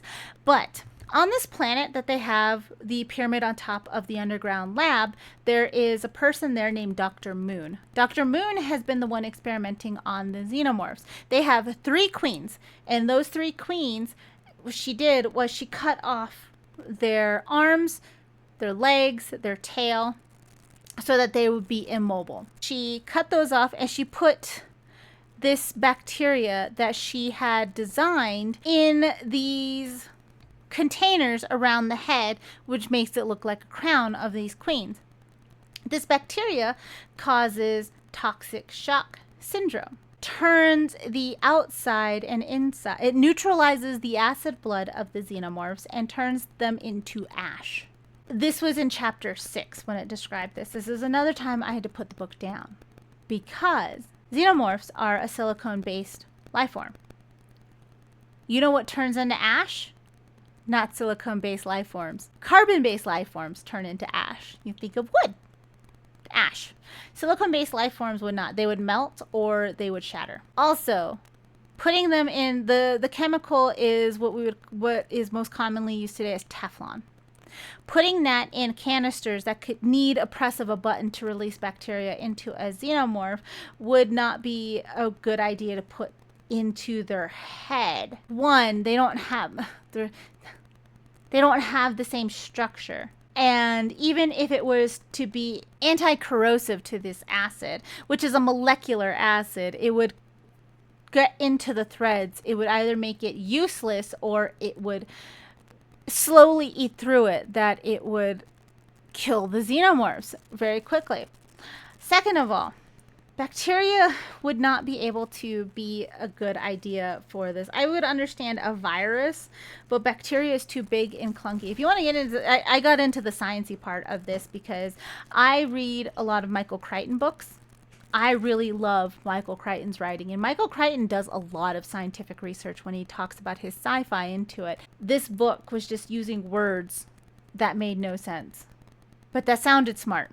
So there's a magic bacteria that can eat through the silicone exoskeleton of a xenomorph without being eaten by the molecular acid of their blood. And not only does it turn a silicone-based life form into ash, it also neutralizes their blood, so their blood is completely useless against anything and everything. That is the bacteria that Dr. Moon made for the xenomorphs, and she did all of these protective measures because she's super paranoid. She doesn't want them to get loose or anything. She doesn't want them to be used as weapons, even though she is actively breeding them to be used as weapons. They're doing human trials on this. There's all kinds of stuff going on here, and it's all ridiculous. But she's doing all of this, and Julia shows up and takes over her experiments and has Dr. Moon drugged so that she doesn't know really what's going on because she's trying to fight back against what's going on. Julia decides to use emergency beacons for colonists around the galaxy, around the star system, anybody who's stranded, anybody who would not be missed, as human trials to test the bacteria. She wants to infect humans with this bacteria to have them as walking bombs. And then once they're activated, to kill a bunch, to see how many xenomorphs it can kill at one time.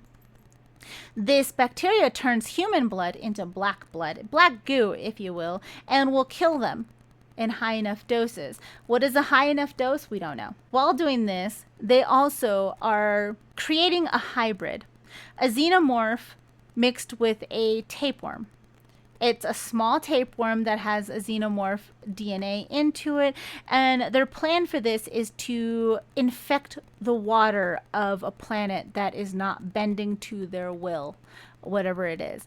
And I was like, you know what? Yeah, that's very Weyland-Yutani-ish, but they wouldn't need to create a hybrid or anything. Weyland-Yutani wanted the xenomorphs because the xenomorphs were the perfect biological weapon. You just release them and let them go. And especially since they created a bacteria, a magic bacteria that'll be able to kill a xenomorph when put into, doesn't even need to be put in an aerosol or anything like that. It touches, the bacteria touches the outside of the skin. It's just whoosh, ash.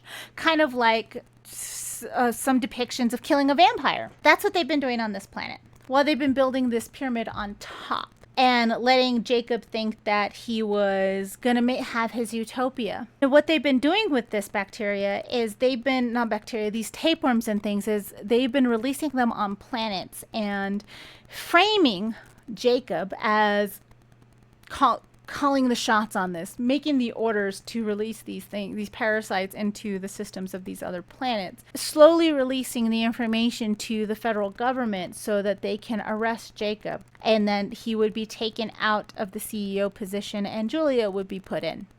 That was their plan. If that failed, they were planning on just letting a xenomorph eat him. That was their grand plan for all of this, and that they would take over the planet and have their own utopia with the xenomorph research. And Ramon would bring his twin children to the planet and have them raised there with him and Julia. Again, that was their plan. That was their plan. One of the colonists that they had brought in for human trials was infected with a chest burster and was strapped to a gurney. He wakes up, feels something in his chest, breaks out of the restraints on the gurney, kills a guard, takes his key card, and starts setting prisoners free.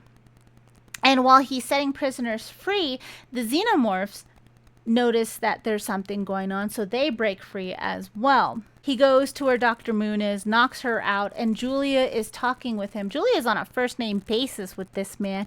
And I think his name, I want to say like Anthony or something. She's like, don't do this, Anthony. I can give you all the money you would want. And he's just like, I'm going to leave here. I'm going to expose everything you've done here. Then he leaves the feed. Like they were on this video feed, and he leaves, and Julia jumps into a panic room into her office. When he leaves, he gets into the pyramid part on top of the lab, goes all the way to the tippy top, which is where they have their drop ships, gets into a drop ship and starts trying to fly away to expose Julia and the Weyland-Yutani Company. All of the xenomorphs are out now.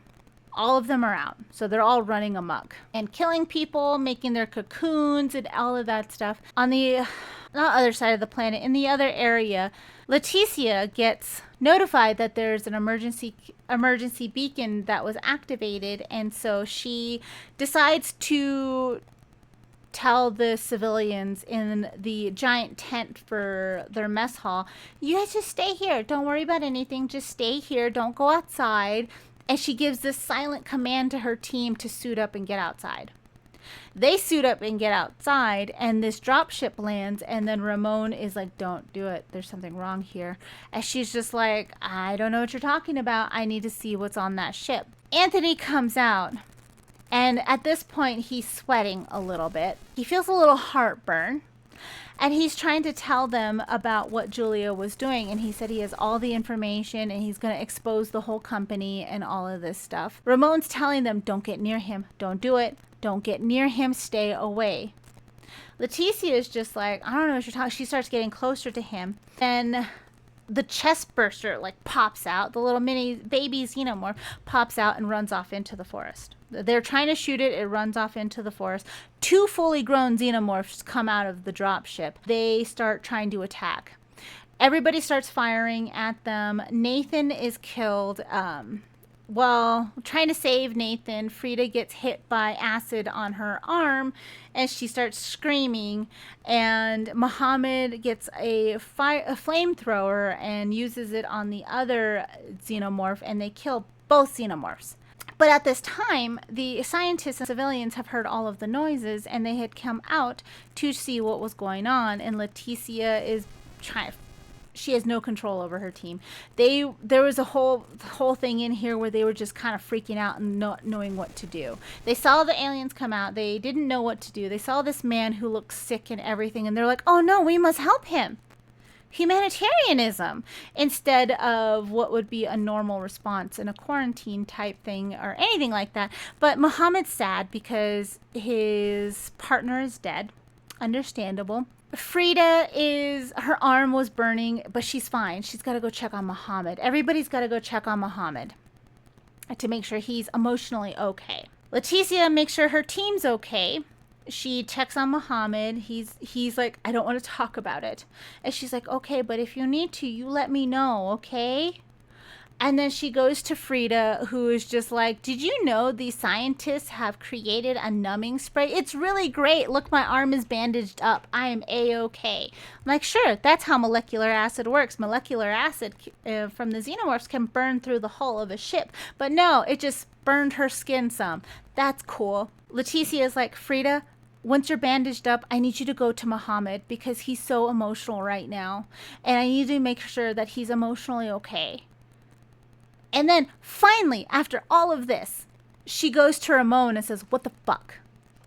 What are you doing here? What's going on? She's demanding to know what's happening. She tried to save Jacob before when the xenomorphs attacked, except she wasn't saving him anywhere. She was like, you stay here. And he's like, if you're in danger, I can't stay here. I need to be with you. And she's like, that's so sweet, but no. And her and Jacob go to Ramon and be like, what the hell? And he tells them everything that he has done. And he says that Julia was on the planet and that she sent an emergency beacon to him, and that there are colonial marines that are, I think, a day or two away or 5 hours away. The time keeps shifting on them. They're close, but they're not there yet. And they're going to be back up to him, to them being there. And I'm like, where'd they come from? Where were they at? We're never told. He tells them everything, and Jacob's just like, you bastard, and I want to punch you right now. And Leticia's like, calm down, men. Put your dicks away. We're not doing a pissing contest right now. She tells Ramon, you're going to be on cleanup duty. And he's like, what? Me? And Jacob's like, she's your boss now. You do whatever the hell she tells you to. And Leticia's like, yeah, suck it, nerd. So Ramon is taking care of the bodies, which apparently means for this universe is to just throw them into a mud pit. That's what they've been doing with all of the xenomorph bodies, is throwing them into a mud pit. They do that with all of the bodies. And then she decides to give a heartfelt speech to the civilians, and which ends with, I'm sorry, but I need all of my team here to go answer a distress call for those aliens infesting Olinka 1. And so I can't spare them all, so you guys are just going to have to stay here by yourself. If you know how to handle a gun, let me know and I will give you an extra weapon. Other than that, we are going to go to this distress signal. We'll send help when we can. Her team, Jacob, and Ramon head to Olinka 1. And eventually get through this book. This is like the multiple different times of recording. It's fine. We're getting through this book. So what Ramon does is he leaves his wife, who he's still with, and the chick that we're always told about, where Leticia is just like, I wonder what's going on there. Maybe something's happening. That's so weird. I should ask them that next time. He leaves his wife. He puts his kids into a boarding school overseas-ish. Where, we don't know. Why, we don't know. Because the whole reason why he got with this woman was, again, to have children. And he knew that she did not want to do anything except to be a housewife and have children, so he decided he could manipulate her, use her to increase his own standing and take all of her money and have her make babies for him so he can continue on his bloodline while he is still dating Julia. And so when he leaves her, he decides to also take the children away from her. Again, in a boarding school. Why? I don't know. He's never there at home with them anyways. She would have really never have known he was not there. But he decides to do that. And then he hires, when Jacob tells him about this whole project that he's going on, Ramon decides that he's told Jacob that Jacob should hire his sister, because he's like, hey, I know somebody who was a Marine. I know somebody who's super awesome. I know somebody who can do all of the things. Jacob's like, cool, let's go. And then he hires Leticia. We already went over all of that. And then Ramon is going to have Leticia make sure that they get safely to the planet so he could save Julia. Once he saves Julia, that's all he cares about. He doesn't care about what's going to happen after that. He's just like, I need to find Julia.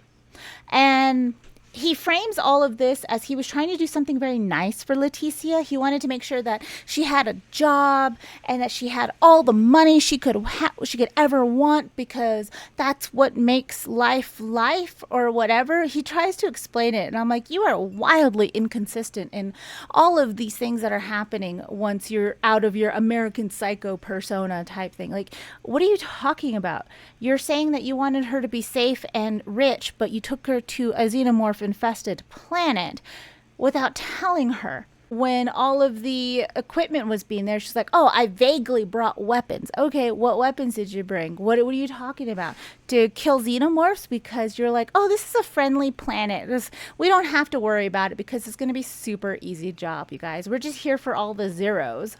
So I don't understand what he was trying to do, because it makes no sense. But that's neither here nor there. He brings them to this planet, and then now he's trying to save Julia. At some point in time, he had also contacted some colonial Marines who were going to come and save them, like be backup to them. When did he contact them? We don't know. Where were they at? We don't know. Why are they so close to this planet that is 5 cryo years away from Earth? We don't know. The book never says. And so now we are at the point where she's leaving the civilians at the camp, just saying, hey, here's some guns, fend for yourself. We're going to go save Julia. They get to the pyramid, which is the black onyx type pyramid that Ramon had built for Jacob over the laboratory of his xenomorphs, because they were, like I said, they were trying to frame him for all of these terrible things. If they could not frame him, the plan was to release xenomorphs to kill him. That was the whole plan, because they had this super special bacteria that can kill xenomorphs. So they had no worry for a xenomorph infestation. This is the whole setup. This is the whole setup. They get to this pyramid, and Leticia sends out, she has a couple of drones sent out to like keep watch of the entrances, and she decides, we can't go in there in the dark because we can't operate in non-sunlight. She's like, we need the light. I'm like, what do you mean you need the light? What do you mean you need the light? You're going underground. What do you mean you need the sunlight to go and find Julia in this underground laboratory infested with xenomorphs? We're never told. She's just like, that's my brilliant idea. We're going to wait until daylight. And when the sun is shining and we have all the light available, that's when we're going to go in. Ramon is unhappy about this. And Leticia is like, screw you. You can't tell me what to do. I'm the boss here. And then she goes back to Muhammad to check on his emotional stability. And she's trying to get him to talk about his emotions and feelings about losing his partner. He obviously does not want to. And she's just like, okay, well, if you need to talk, you let me know. And then she has other people go and badger Muhammad, who had just lost his partner. I don't know about you. If I lost my husband and I was going to do some revenge killing on some aliens, I wouldn't want people to try and get me to be emotional and cry about it. I might fly off the handle and start punching people. But hey, that's just me. That's just me. But she sends a bunch of people to go badger Muhammad. And then Jacob's like, I need to help. This is all my fault. I am responsible for this. My company is an evil company, and I need to make restitutions to everybody, or the human society as a whole. Teach me how to use this gun so I can fight with you. And she's like, oh, he wants to learn how to use a gun to help me? That is so sweet. So she's like, this is the trigger. This is the safety. Let's go shoot some cans. And that's what they do. Then she decides to sleep with him in this communal area. And she's just like, no, somebody say something about this. Somebody say something about me sleeping with this man. This CEO. Somebody tell me that I shouldn't be doing this. I'm like, bitch, why are you fucking worried about this? This is not the time for you to be worried about this. But she is, and it's whatever. Her team is apparently doing really good. They get into contact with the colonial Marines, who are now, again, 5 days, 2 hours. It keeps switching back and forth. Either way, they're going to be on their way. She tells them about the civilians. She tells them to go get the civilians first and then come provide backup for her. She tells them what they're facing and that she's going to wait until sunlight to go into this underground laboratory to go fight off the xenomorphs. The military commander of this ship is a woman, and she's like, yeah, she'll understand. The military command was a major who's in charge of this ship, is like, that's a great idea for you to stay until daylight to go into this underground laboratory to fight off these xenomorphs. It's great for you to do that. That makes so much sense. We'll get there as soon as we can. And we'll just be in your comms, and we'll just let you know on our status update. But yay. Yeah, wait until morning to do that. Then Leticia has them put mines all around this pyramid in case one of the xenomorphs gets close. Proximity mines. If they get close, stuff starts blowing up, they'll be ready. She has another heartfelt moment thinking about her mother and touching a red bandana that she has as her security blanket and her next to where she's sleeping, and she's like, I'm gonna do you proud, Ma. I know this is what you would have wanted me to do. Just stupid. But in the morning, when there's sunlight out there, she decides this is the time. The Marines still aren't there. We have no idea where these Marines are, how far they are away, whatever. It's whatever. They're not actually there until the plot demands it. In the morning, they decide they're going to go into this pyramid to go find Julia. She wants everybody armed except for her brother Ramon, because she said he's not trustworthy to have a weapon. So she's glad that he doesn't have a weapon, but she made sure Jacob knows how to shoot, because he can shoot some cans. They go into the pyramid and they realize that the xenomorphs have changed the inside of the pyramid. If you remember of the Aliens movies, if the xenomorphs left to their own devices start changing the way that their environment looks, they use like the slime thing. Kind of reminds me of wasps, where they start creating their own little hive. It's increasing the temperature. It's getting hard to figure out where things are going. Ramon is hacked into their security stuff and is guiding them to where they need to go. They end up going into the underground laboratory and into this one super specific lab where there is the bacteria. They find the bacteria, and then Ramon's like, here's the bacteria, but it has to be super activated in a very specific way. It takes a while to do this activation, otherwise it doesn't work on anybody. They get upset, and he tells them more about what it was going on, because apparently when they said he told them everything, he didn't really tell them everything. He tells them more of the everything, and they show the tapeworm xenomorph hybrids, and Jacob again gets mad, goes to punch Ramon, but doesn't. Leticia jumps in, like, guys, again, just does the whole thing that they did the night before. She's like, guys, we can't do this right now. I'm the boss. I'm in charge. Put your dicks away. It's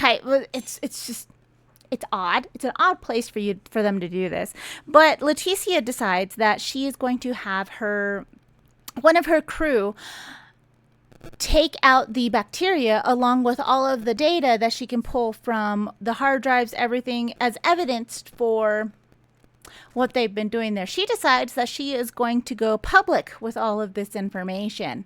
And Jacob's just like, oh, they ruined my utopia. And Ramon's like, we need to find Julia. So they have this whole discussion in this laboratory that lasts like pages. But everything that I said is a whole gist of what happened in there. They get further into these laboratories, which once they get out of the laboratory, it gets more cavernous, more of the xenomorph hive, and they walk into another room that has Julia. Julia has been plastered against the wall along with Dr. Moon, and had a face hugger like dead right there. They see the eggs, they see the dead face huggers, and Julia is still alive, and she feels you can see the chest burster like almost coming out of her chest, but she's still talking very coherently, just breathing a little heavy. She apologizes to Jacob, and she's like, I love you, Ramon, and I wish I had made better life choices. And then she dies because the chase, she doesn't die, but it's about to come out of her, and I don't remember where exactly she gets shot. Because, again, this book is wildly inconsistent with its lore. She gets shot because she's the chest burster is about to come out. She gets shot, I'm assuming in the chest, but it also says in the head, so that doesn't make sense. But Leticia shoots Julia over Ramon's shoulder or beside his shoulder. Like, he was up on her. I don't know how she shoots her. It doesn't tell us, because he was like right there, like holding her head. Leticia somehow shoots her through the chest, head, whatever. The chest buster is dead. Julia's dead. And then Leticia stops and she's like, I think it was going to be too emotional for you to do that. You're welcome that I killed her instead of you. I didn't want you to have to, even though you wanted to.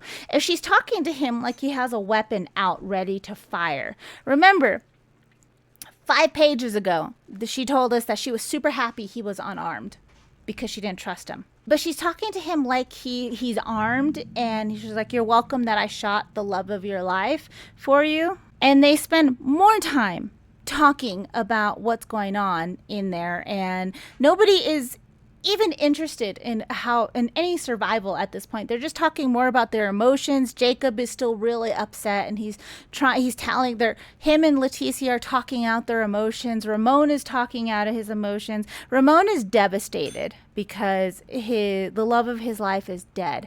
So what he decides to do is he decides to send Leticia all of the data, all of the information that Julia has sent him about everything that they've been doing there. He decides to send it to Leticia, and he tells her, there's a chance we may die here. So I need you to set up 2 secured people who can receive this information in the event of your death. Makes sense, right? Right?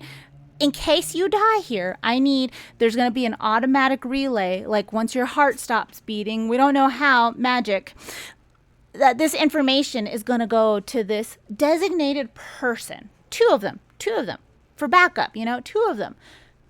She picks the people who are standing right there beside her.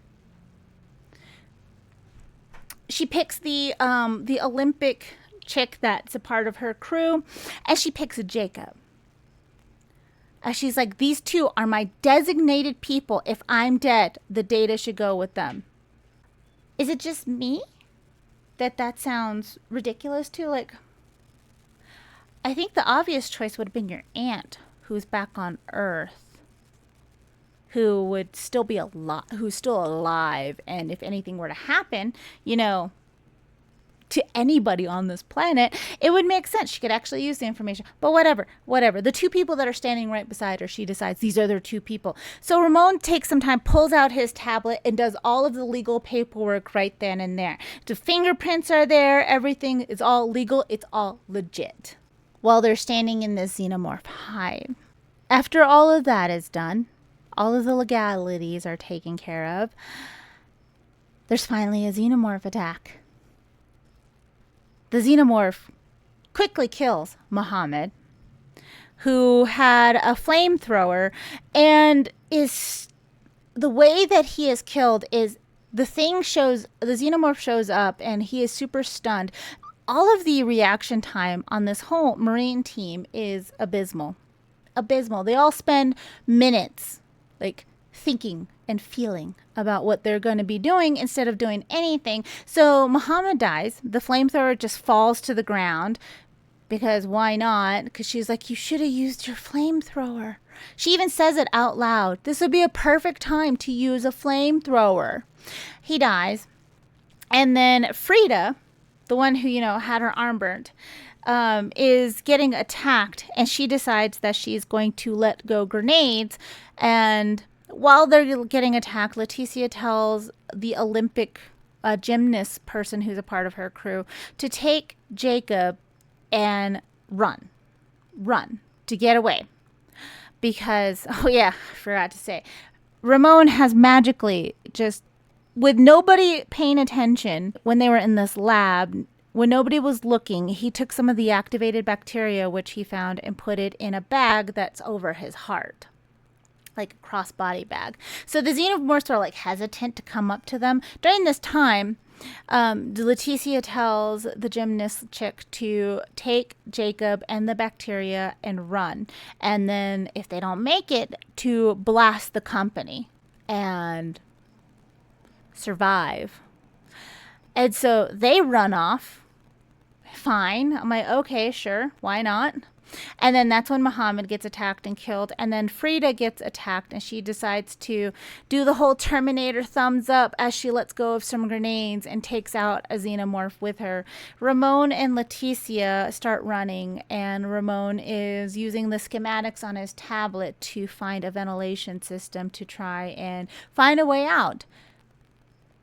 Then they are in the ventilation system. During this ventilation system in an underground lab underneath a giant onyx pyramid, the Colonial Marines are able to patch into her feet, saying that they're there. They're, yay, we're here. What do you need us to do? And then they're like, oh no, we see these giant things climbing outside of this pyramid. What's that? And she's like, shoot them, shoot them, shoot them. And so they start shooting on the outside of the pyramid, and she's like, I'm going to be there. It's fine. I'm going to get out, and then we need to kill all of these things. We need to blow this thing up. We need to flatten this facility, and destroy this planet if need be. And then she follows Ramon. They end up going into... The way it's described is it's a giant empty room. A giant empty room. In this giant empty room, there is, it's like full, like, I guess up to their knees with slime and water and like kind of sewage. It's kind of the vibe it's getting. So if you think of like the live action Teenage Mutant Ninja Turtles, when they're in the sewer, there's like water coming up there, but higher. They're trying to sloth their way through this area. They've passed by a queen, but she's not able to be faster than them. So they close the door and go into this other empty room, which has the same slime, water, sewage, sludge that's up to their knees-ish. They decide to have kind of a heart-to-heart of just talking. I don't even remember what they said. It was so ridiculous. And then Ramon gets sliced through his chest by the tail of a xenomorph. While he is dying there, Leticia is like, no! She gets splash of a xenomorph blood as she starts like just random. She starts shooting. She gets splash of their blood on her arm. Again, probably the same arm Frida has, whatever. And she's just like, I'm fighting through the pain. And before this thing can kill her, a shot goes through Ramon's head because he's still alive, and the xenomorph's head, and it just drops into this water, slime, sewage, sludge. And it just drops, and then Leticia's like, I didn't do that. And then she turns around and looks, and the gymnast is there. And the gymnast is like, we need to get out of here. I came back for you. And she's like, I told you to leave me. And she's like, I can't leave you. We don't leave each other. We're family. She decides that with her damaged arm and everything, she's like, I can't leave my brother here. He was an asshole, but he was my brother. He's family. So during this whole thing, she decides that she is going to take the tail out of her brother in this slime, water, sewage thing that goes up to her knees. Take the tail out of her brother, pick him up, and carry him out of the pyramid. Again, while her arm is disintegrating, except it's not, because this isn't real molecular acid blood from a xenomorph. This is like, she describes it as, she's like, my arm looks like chorizo, but she's still using it. And she's like, it hurts, but she's still carrying her brother, who assumedly is taller than her, heavier than her. We don't know. Maybe he's exactly the same size. Either way, still a feat. They get out of the pyramid, and they see that the marine ships are doing this weird maneuver over the pyramid. All of these xenomorphs are just coming out of this top of this pyramid, and they're just being shot. And she ends up carrying her brother's body to the ship. Jacob's there and helps her carry her brother's body to the ship. And then he's all happy. He's like, we were so happy you're alive. And they do this happy little reunion while the Marines are shooting the xenomorphs that are just coming out of this pyramid. Then they get on the comms, and she's like, what do you want us to do? And she's like, kill them all. While they're deciding on what to do, the Marines are winning, I guess. A queen xenomorph comes out of the pyramid and starts stomping towards them. 2 of the proximity mines go off, which, the way that it is described, the proximity mines are so close to each other that would create a chain of explosions around the pyramid that would destroy the whole thing. That's what it was said to us when she was waiting before the morning to go off and to do the whole rescue mission, whatever it is, was that they put the mines all over around to have an early warning system, and then to also be able to know when the xenomorphs are trying to come out, it would destroy the whole facility, and it would like drop into the ground, and that would hopefully kill everything, and then they can go off and live happily ever after. That apparently doesn't happen. 2 mines go off, nothing else goes off, and they see the queen there, and they're like, oh no, what do we do? This is when the they're getting close-ish to the ship. Leticia and the gymnasts are using their hand rifles, and they're just killing xenomorphs left and right. And it's coming at them, and Leticia's like, no, I have to save them. Oh, no. So she takes the narwhal, the only piece of equipment we know a lot about. It's a jet ski with a spear gun attached to it, pretty much, giving it that long snout.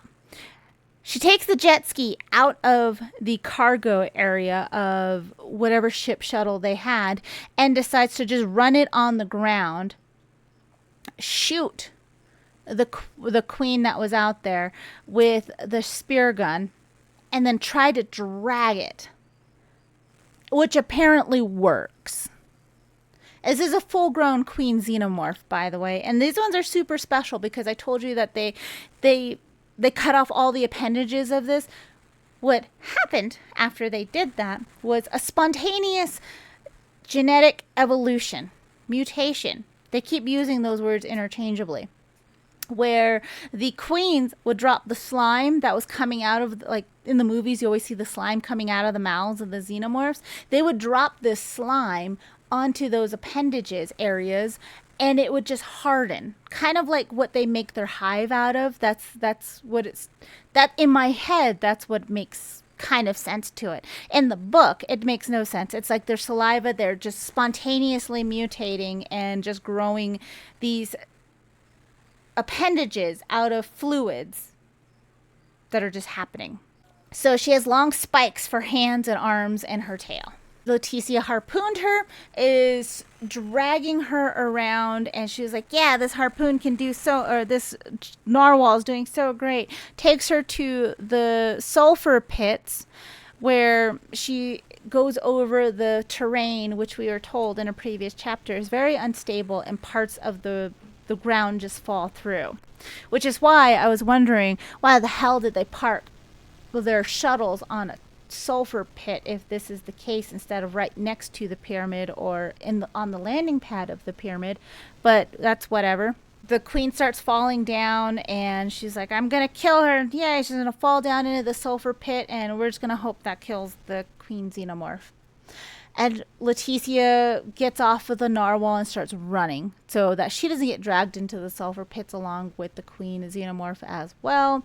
She's running. She's about to fall in, and Jacob and the gymnast are both there to catch her right before she falls into the sulfur pits. And they pull her up to safety. And again, happy reunion. Everybody's happy and everything. They get back to the ship, and the Marines are like, whew. We killed all of those xenomorphs. We killed all of those aliens. You're welcome. We're going to land. We're going to go get the civilians you left there, and then we're going to go land. We'll be BRBs. And during this time, Leticia takes the activated bacteria that Ramon had given to her to give to Jacob and decides that she's going to bury it. Not she's going to hide it or anything. She legit took it into the middle of the forest and buried it in the ground, because that's her backup plan if the company tries to screw her over from all of the information that she's going to out on them. So just in case she needs it, it's there. And takes also some other information and buries it out in the middle of the woods, jungle, whatever it is, as well. And then her and Jacob talk about how much they are so happy that each of them are alive, and she's like, I don't know him very well. I haven't known him for very long, but this is love. This is love. I love this man. And then the Marine ship finally shows up. Parks down. We find out it is the same person who beat Leticia in the original thing, that she was just like, well, I can't be a Marine now. I failed this test, and now I'm going to quit being a Marine. The person who cheated her, which you're like, I don't know what happened in that whole situation. You didn't tell us anything. You just got mad. I need more information to have a more accurate opinion. But this person who beat them in that is now a major in the Marines, because it's only been a few years. She went from a private to a major, and she tells her, like, I thought that was you. And her and this previous rival, I don't know, this chick who beat her out for a promotion, they talk about how much they respect each other and how much they are so alike, and they go through this whole thing about how they're both warriors. Then she was like, well, you cheated me out of that. And the other one's like, I should have never have done that. I'm so sorry. You're right. I did cheat you out. That was my fault. That was my bad. But if it makes you feel better, after that, my life was crap because I'm now a major in the Marines and I've seen some shit. And that sucks, but I'm really happy I can help you out now because we are sisters. And they go through this whole speech of how she's just so sorry that she cheated her out, and she's so happy that she can help her out now. And she's like, if you need anything, ever, in any way, shape, or form, I'm here for you. And then she just takes off in her shuttle and just kind of leaves Leticia, Jacob, and the gymnast there. And they have their own shuttle now. She goes in there and she just decides that she is going to make an altar for her and her brother. She cremated her brother. And that they are going to do cleanup. They're going to clean up all of these xenomorph bodies, all of these human bodies, by doing what everybody has done on this planet for whoever knows how long, is they're going to throw them into mud pits because they can't throw them into the ocean because that might adversely affect the environment of the ocean. So they're going to throw them into mud pits. And then after that, she decides she's going to make an... the book tells me what it's called. I don't know how to pronounce it, but it's one of those ancient Aztec weapons that has like a long... It's wooden and it's really long and it has like spikes through it. I forget what it's called. She decided she's gonna make that with using xenomorph teeth and a xenomorph queen crest head. And she's like, yes. And then she went and got wood as well. And so she's going to use that as well. And she's going to carve into it her family chant in Spanish that she apparently always says. But they cremate Ramon. They spread his ashes into the ocean on here. And they clean up the xenomorphs and the human bodies. And then she's just like, what do I do? What do I do? And then Jacob's just like, my whole family's corrupt. My whole company's corrupt. How dare they? How dare they? We need to take them down. And Leticia's like, the system's so corrupt, I can't do anything with it. I couldn't do anything in the Marines because they kept holding me down because I'm a woman. I couldn't do anything as a security director because the company's gonna hold me down because I'm a woman. And so she's like, I feel so impotent, so small. So Jacob tells her that, he's like, do you remember what Ramon told us? That there are hundreds of these same laboratories all over the universe. Or all over the galaxy. He's like, let's go take them out.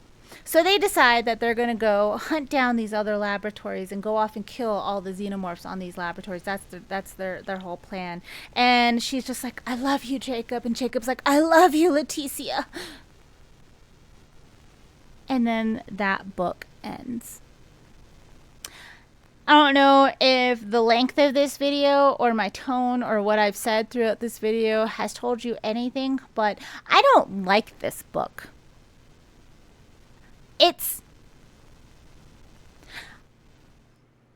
I really enjoy the Vasquez character from Aliens. I really enjoy that whole movie. That's my favorite Aliens movie. It's something I watch like once a year. I really enjoy the movie. I was also a heavy gunner in the military. So, it holds a special place for me as a minority woman in the military as a heavy gunner. It's a very niche thing to have a role model in, I could have gotten over the whole character assassination of one of my favorite characters, taking her whole backstory and everything and retconning it into something that is completely different than what it would be if the story was good. It is not. So I did not enjoy the book. It took me forever to read it. I started reading it last October. I finished this in May of 2026. That's because it was really tough to read. Not just because of the story and the characters being terrible. It was bad. But I used the call pile system. So I'm going to go through this explaining the whole categories of the system, what I gave each category, and what that ended up as. So you guys can have my whole rating and why it got that way. And the first one is characters. All the characters were crap in this. They were not real people. None of these characters did people choices. They were all very stereotypes of what the author wanted them to be. She changed their personalities based on where she wanted the plot to go and how she wanted the characters to react to things. But setting up a character, you can't force those characters to act or say something completely outside of their character, because then it doesn't make sense. It doesn't make sense. Most of these actions made no sense. Absolutely no sense. So I gave that a 0 out of 5. The second part is atmosphere. The atmosphere of the book. How was the book written? Where was the book taking place? Like the immersive experience of the book. This book is an Aliens franchise book. You would never know that if you didn't read the laboratory. Well, even on the laboratory ones, if you miss like a couple of sentences, and then the last 2 or 3 chapters of the book, you would have never known this was an Aliens franchise book. The author wanted this book to be 5 different rom-coms type of books, 5 different romance novels smushed into one, that all took place in the late 90s and the early 2000s. That was not the Aliens universe. And she changed the whole universe for Aliens, so none of it makes any sense at all. The way that she changed the Earth and everything, it changes the whole story. It changes the whole universe. Like, why were they even gone? What are you talking about? Why is this even happening then? She changed it all. I gave it a 0.5. A 0.5 out of 5. And the writing was not great. It was not great. Just the actual prose and writing of the book. It was really hard to read because it was just incoherent at some points in time. And so I gave that a 1 out of 5. The plot, I gave a 1 out of 5. Again, the author wanted 5 different books. None of them was an Aliens book, and then seemed to remember, oh, this is an Aliens book. Let me put some alien stuff in here towards the end. And it was just, none of it made sense. It was all terrible. Just all of it was bad. So I gave that a 1 out of 5. The intrigue was 2 out of 5. The intrigue for this book started out as a 5 out of 5 because I was super intrigued in this book. I was super excited to read about this book. It is within the Aliens universe, talking about my favorite character in the Aliens universe, besides Ripley or the Xenomorphs. Like, yeah, really great. That's really awesome. I didn't know there was a book made about this character. So yay, let's go. And then it slowly dropped all the way down the further I got into the book, and it was terrible, but I started off high and I slogged through it. So I was being generous. I'm giving it a 2. The logic in this book is a 0.5 out of 5, and it's lucky it got the 0.5. Nothing made sense in this book. None of the science was bad. The science was bad. I got really excited about the author using some scientific words. The scientific words for Teflon. Teflon, because that would be a type of material, a super special type of Teflon, on your pans, that would be resistant to molecular acid. I got really excited about that. I've been spoiled though. My favorite sci-fi books are Michael Crichton books. And Michael Crichton does not skimp out on scientific explanation and when you read a Michael Crichton book, you can, with the logic points that are set up, you can understand how everything affects everything out, and it kind of ripples out this way, and it all makes sense. It all makes sense. It all ties back together. The logic in this one scientifically was just terrible. It was terrible. It was horrendous. The military-wise, this book reminded me why, as somebody who has been in the military and done a lot of these different type of maneuvers, it is hard for me to watch military movies. Not because PTSD or anything like that. It's because I'm like, you're doing that wrong. What are you doing? What are you doing? You should know better than that. Who trained you? And I get a little too focused on the details on that, and especially heavy gunner. I wanted to be in CADM. I worked a lot around the armory. I worked a lot around weapons. So I pay attention to these things because it's just ingrained in me at this point. I pay attention to it in my media. Doesn't matter what game I'm playing, what movie I'm watching, what TV show it is, what book I'm reading. If there's weapons into it, especially firearms, I pay attention to it. And again, I can let go of a lot of the non-technical things if the story is good. Neither one of those happened in here. The weapons thing was bad. The whole thing, all of the decisions that were made for the characters in this book, like I said, they weren't characters. These weren't people. These were caricatures of tropes the author wanted to put in for the specific story that she wanted to tell, and then she would change the story in the next chapter. She should have just wrote 5 different romance novels set in the 90s and the 2000s instead of doing this. So that was a 0.5 out of 5 for logic. And E is for enjoyment. I did not enjoy this book. It gets a 0 out of 5. And that brings the grand total to a 0.7. Which I rounded down to a 0.25 for Storygraph because Storygraph lets me do that, and because I don't think it even deserves the 0.5 that would have given it. So I give it a 0.25. This was a terrible book. This was an absolute terrible book, but it has set a new standard for what I will tolerate, apparently. Like, there's some stories I look back at now, I'm like, you know what, the story wasn't too bad on that. It wasn't too bad. Look at it. It's okay. It's okay. I can read this lot because I got through Vasquez. Great thing is there's 2 other books in the trilogy that I got with Vasquez, and both of those are very highly applauded by people who aren't just trying to give out diversity trophies. Because this book was given a lot of awards. And I was like, wow, some of those awards, I'm like, I like those. Other books that I really enjoy were given some of these awards too. That's pretty neat. After reading these books, I looked up those awards and I saw that the author was only given these awards for showing Mexican heritage in a novel. That's it. That's it. Not for writing, not for story, not for, being a horror book or anything like that. It's just for showing Mexican heritage in a book. So all of those awards are, I guess, valid. She did bring that up a lot in this book, but just disappointed. It's just disappointed. But after hours and hours of doing this, I'm finally done with this recording, so yay me.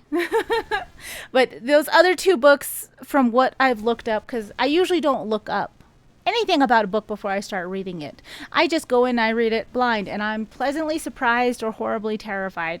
Either one, it's always an interesting experience. I did not do that with the other 2 books in this set, and I looked them up. I read reviews, looked at people who have read them before, and they look very interesting and actually a joy to read. So I'm going to go jump into one of those next when I want an Aliens book. But thank you so much for this ridiculously long video.